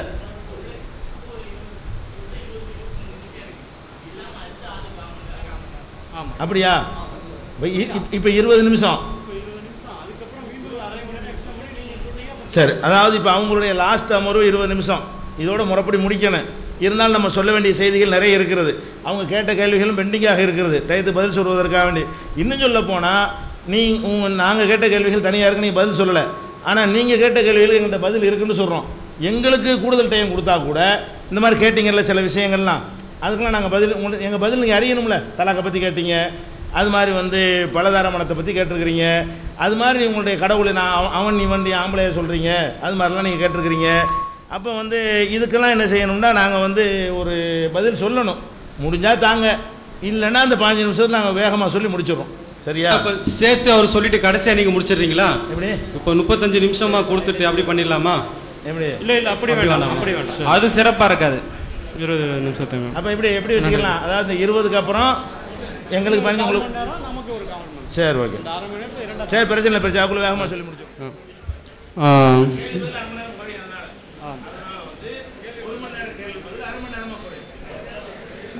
மீண்டும் நன்றி தோழர்களே, நன்றி. அதாவது இவ்வளவு பெரிய நீண்ட அறிவியல் விளக்கம், மீண்டும் அது அறிவியல் ஏதோ நான் மறுப்பாளர் மாதிரி அறிவியலை யாரும் மறுக்க முடியாது. அறிவியலை மறுத்தா அது முட்டாள், பகுத்தறிவுக்கு ஒவ்வாத விஷயம். அந்த அறிவியல் உண்மைதான். அந்த அறிவியலை நீங்கள் எதற்கூட சேர்க்கின்றீர்கள் என்ற இடத்தில் தான் முரண்பாடு வருகின்றது. இதே தான் அவங்க என்ன சொல்லியிருக்காங்க, திரும்பி திரும்பி விரிச்சாங்க திரும்பி ஒரே இது. அந்த விரிப்பு எப்படி வரும்னா, அதாவது இதுக்கு முன்னாடி உள்ளது, மனிதர்களே உங்களையும் உங்களுக்கு முன் சென்றவரையும் படைத்த உங்கள் இறைவனையே வணங்குங்கள், இதனால் தண்டனையிலிருந்து தப்பித்துக் கொள்வீர்கள். அவனே பூமியை உங்களுக்கு விரிப்பாகவும் வானத்தை முகட்டாகவும் அமைத்தான், வானிலிருந்து தண்ணீரையும் இறக்கினான், அதன் மூலம் கனிகளை உங்களுக்கு உணவாக வெளிப்படுத்தினான். எனவே அறிந்து கொண்டே அல்லாஹ்வுக்கு நிகராக எவரையும் கற்பனை செய்யாதீர்கள். அவனே பூமியை உங்களுக்கு விரிப்பாகவும், விரிப்புனா அதை எப்படி எடுத்துக்கணும், அதை விரிச்சுக்கிட்டே போறாரு. நாங்கள் கோடான கோடி வருஷமா யூனிவர்ஸை இப்போ கணக்கில்லாத அளவுக்கு விரித்துக்கிட்டே போயிருக்கிறேன்னு டீப்பாலாம் சொல்லலை. ஒவ்வொருத்தரையும் அறிவியலை பிடிச்சி இழுத்துக்கிறீங்க உள்ள. நீங்கள் உள்ளே போய் நீங்கள் ஏதோ 5000 கிலோமீட்டர் உள்ளே இருக்கிறது உள்ளே போயிட்டு நீ போக முடியாதுன்னு சொன்ன மாதிரி, உள்ளே போனால் 10 அடிக்கு ஆழத்தில் உள்ளே குதிச்சாலும் வெளில வர மாதிரி யோசிச்சுட்டு தான் உள்ளே குதிக்கும். நீ போக முடியாதுன்னு தெரியும். 5000 ஆழம்னா எப்படி உள்ளே போக முடியும்? நாளைக்கு போகலாங்கிற அறிவியல் வரலாம், அது ஒரு அறிவியல் பூர்வவாதமாக இருந்தாலும் அவருக்கு தெரிஞ்ச விதத்தில் அவர் சொல்லியிருக்கிறார், அவ்வளோதான். விரிப்பாகவும் சொல்லும் போது இது நேரடியான அர்த்தத்தில் நீங்கள் படிச்சுன்னா, விரிப்புன்னா நீங்கள் தட்டையான பூமியையும் நீங்கள் சொல்லியிருக்கலாம். தட்டையானது, அதாவது நீங்கள் உங்களுக்காக பூமி உருண்டையாக இருந்தாலும் மனிதர் வாழக்கூடிய அளவிற்கு தட்டையாகவும் இங்கே இருக்கப்படுகிறது அப்படின்னு நீங்கள் சொல்லலாம். விரிப்புன்னா அப்படி தான் நீங்கள் எடுத்துக்கணும். அதாவது வானத்தை முகட்டாகவும் அமைத்தான், வானிலிருந்து தண்ணீரை இறக்கினான். வானத்தை முகட்டாக வச்சு வானத்துலேருந்து தண்ணியை பிடிச்சாரு, அது மூலயமா தாவரத்தை படைச்சாரு. இதெல்லாம் சாதாரண இயற்கையாக பார்த்துட்டு சொல்கிற விஷயந்தான். எப்படி இருக்குது சுற்றி இருக்கிற சூழ்நிலை.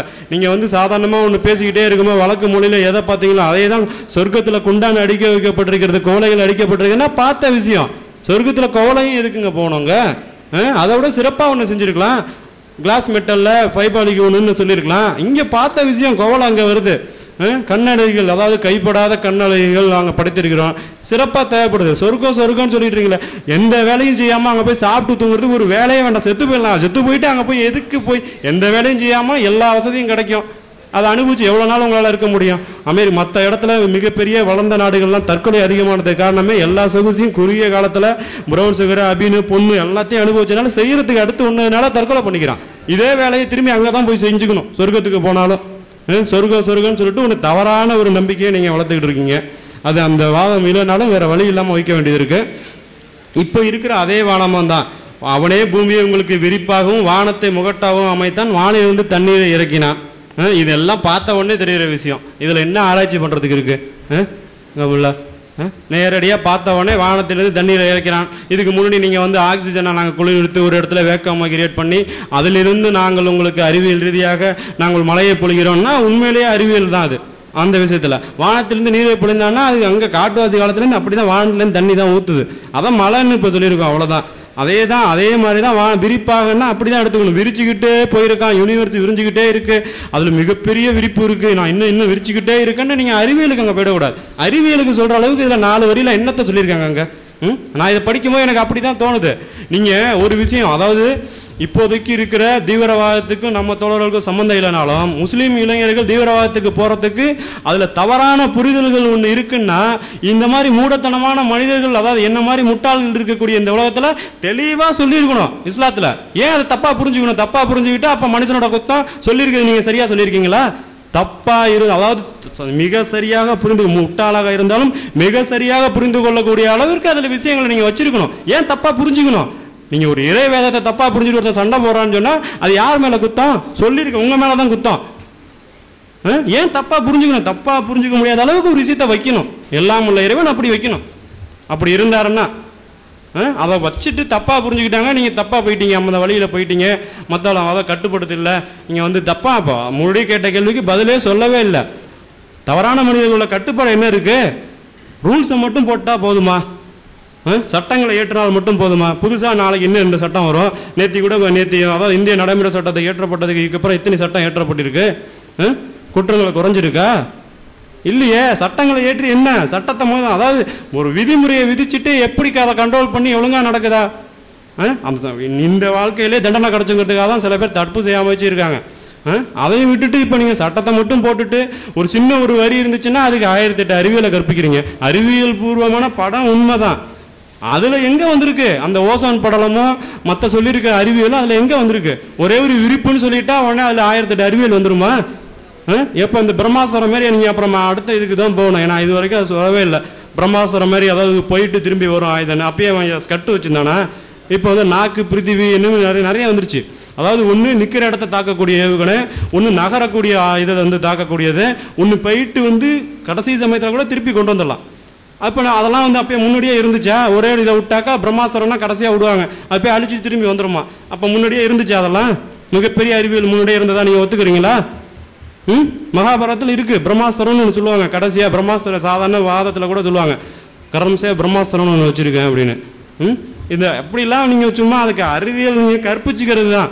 விதமாக வாதமாக வச்சுக்கலாம், அதுக்கப்புறம் திரும்பி அதிலே போயிட்டே இருக்கலாம். அறிவியல் இருக்குது அறிவியல் இருக்குன்னு. அறிவியல் பூர்வமாக என்ன இருக்குது அதை சொல்லணும். அதை எனக்கு நேராக சொல்லுங்கள், கண்டுபிடிக்கக்கூடாது. நீங்கள் புதுசாக நீங்கள் அதாவது மத ரீதியாகவே நீங்கள் வந்து முன்னாடியே சொல்கிறீங்க இதை இப்படித்தான் புரிந்து கொள்ள வேண்டும். நீங்கள் அப்படி சொல்லவே கூடாது. பொதுவாக வைங்க. நான் புரிஞ்சுக்கிறேன்னா தப்பாக புரிஞ்சுக்கன்னா ஏன் தப்பாக இருக்குது கேள்வி கேட்பேன். நீ ஏன் இப்படி தான் புரிஞ்சுக்கணும்? கடவுள் இருக்கிறாரு, நீ புரிஞ்சுக்கோ. கடவுள் சொல்லியிருக்காரு, கடவுள் சொல்லியிருக்காரு, நீ கடவுள் இருக்கிறான்னு நினச்சிக்கிட்டே படி. அப்போ எல்லாம் சொல்லியிருக்கலாம் கரெக்டு தான்.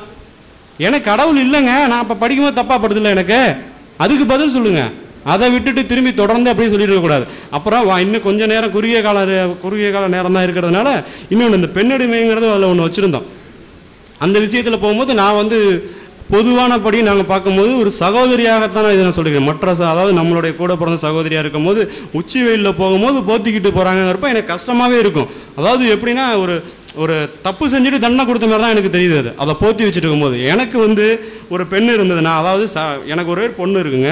அந்த பொண்ணை வந்து சரிசமமாக ஆணுக்கு சமமாக வளர்க்கும் போது அவங்களுக்கு கூலி குறுகி வளர்த்தா எப்படி ஆணுக்கு சரியாக வர முடியும்? நீங்கள் அதுக்கு விளக்கம் சொல்லலாம். ஒரு போத்தி வச்சுருந்தா அதை வந்து என்ன பண்ணலாம்? அதாவது மற்ற ஆண்கள் வந்து அது ஒரு அழகான பெண்ணை பார்த்துட்டா மனைவியை விட்டுட்டு அந்த பெண்ணை தான் வந்து சரி அந்த பொண்ணை அடைய நினைக்கிறது, இல்லை கற்பழிச்சிடுறது. ஒரு ஆண் வந்து ஒரு ஆடை குறைச்சா அவனுக்கு எந்த விதமான இதுவும் ஏற்பட போகிறதில்ல. பெண்ணு வந்து ஆடை குறைப்பு இருந்ததுன்னா அவங்கள போய் கற்பழிச்சிருவாங்க. கற்பழிச்சுட்டு அதுக்கான பாதிப்பு பெண்ணு ஆடை குறைச்சதுனால பாதிப்பு அவங்கள தான் போய் சேரும் அப்படின்னு சொல்லி நீங்கள் ஒரு நீண்ட விளக்கம் சொல்லலாம். சரி, சமுதாயத்தில் அப்படி அதாவது இங்கே 100% இருக்கிற மக்கள் தொகையில் 90% மற்ற மதத்தினர் இருக்கிறாங்க. அதில் மற்ற மதத்தினர் இருக்கக்கூடிய அந்த பெண்களுக்கு மத்தியில் நீங்கள் வந்து 10% இருக்கிறீங்க. மற்ற மதத்தினரை தான் நீங்கள் பார்த்துக்கிட்டு அதை நடத்துக்கணும். ஏன் இப்படி சொல்கிறேன்னா, இஸ்லாத்தில் வந்து நேரடியாக வந்து அல்லாஹ் வந்து இதை தான் இப்போ தான் நீங்கள் நடத்தணும். அப்படியே அதாவது விபச்சாரம் வந்து தப்பு அப்படின்னு சொன்னால் முதலையே சொல்லலை, அவர் திருத்துறாரு மக்களை, திரும்பி திரும்பி சொல்கிறார். அப்படி தானே நீங்கள் அதை விளக்கம் சொல்கிறீங்க? அந்த விளக்கத்தில் தான் சொல்கிறேன், திருப்புறாரு, கொஞ்சம் கொஞ்சமாக சொல்கிறாரு. அப்போ என்ன பண்ணலாம்? மற்ற மக்களுக்கு மத்தியில் நீங்கள் என்ன சொல்லணும்? மற்ற மக்களை பாரு, அதே மாதிரியே நடந்துக்கோ, நீ வந்து இப்படி தான் அவங்கள இப்படி தான் இருப்பாங்க. அதாவது அதுக்கு நான் விளக்கமே வச்சுருக்கேன். அதாவது சமுதாயத்தில் அதாவது ஒருத்தர் வந்து யூசுப்னு ஒருத்தர் நபி வந்து ஒருத்தர் வந்து அவரை விலைக்கு வாங்கிட்டாரு. அவங்களோட மனைவி வந்து அவங்க மேலே ஆசைப்பட்டாங்க அப்படின்னு சொல்லியும் அவர் வந்து திரும்பி அந்த பெண்ணை போய் அதாவது எல்லாரும் வந்து அவர் அவமானப்படுத்துறதுக்கு ஒரு திட்டம் போட்டதாகவும் திரும்பி அவங்களுக்கு வச்சு அவருக்கு அழகாக ஜோடிச்சு வச்சுட்டு மற்றவங்க வந்து ஒரு பழத்தை இருக்கும் போது அந்த அவரோட அழகில் மயங்கி கையை அறுத்துக்கிட்டாங்க அப்படின்னு சொல்லி அவரோட அழகில் மயங்கிட்டாங்க. இவரும் வந்து மயங்கினார். ஆனால் வந்து அந்த மயக்கத்தில் விழாத அளவுக்கு நான் கட்டுப்படுத்திட்டேன்னு சொல்லி அதிகாரம் இருக்குது. அதை கேட்டால் நம்ம திரும்பி சொல்லுவோம். அந்த அதிகாரம் சொல்லியிருக்காங்க. அதாவது அந்த மயக்கத்தில் விழாத அளவுக்கு அவரை கட்டுப்படுத்தினேன்னு சொல்லி தூதருக்கான கட்டுப்பாடு. சரி, அந்த தூதரை நீங்கள் கட்டுப்படுத்துனீங்கல்ல, அப்போ தூதரை மட்டும்தான் கட்டுப்படுத்தீங்களா? சக ஆண்களை வந்து இந்தமாரி பெண்களை மோகமாக நினைக்கக்கூடாது, அதில் கட்டுப்பாடோட இருங்கன்னு சொல்லி எல்லாரையும் கட்டுப்படுத்திட்டு பெண்களுக்கு சுதந்திரம் நீங்கள் கொடுக்கக்கூடாதா? ஏன் கொடுக்கக்கூடாது? நீங்கள் அவங்கள கட்டி போட்டே வச்சுருக்கீங்க. பெண்ணுக்கு சுதந்திரம் வந்து, அதாவது ஒரு ஆண் வந்து 4 கல்யாணம் பண்ணிக்கலாம், பெண்ணுக்கு வந்து அப்படிலாம் பண்ணக்கூடாதுன்னு அதுக்கு என்ன விளக்கம் சொல்கிறீங்க?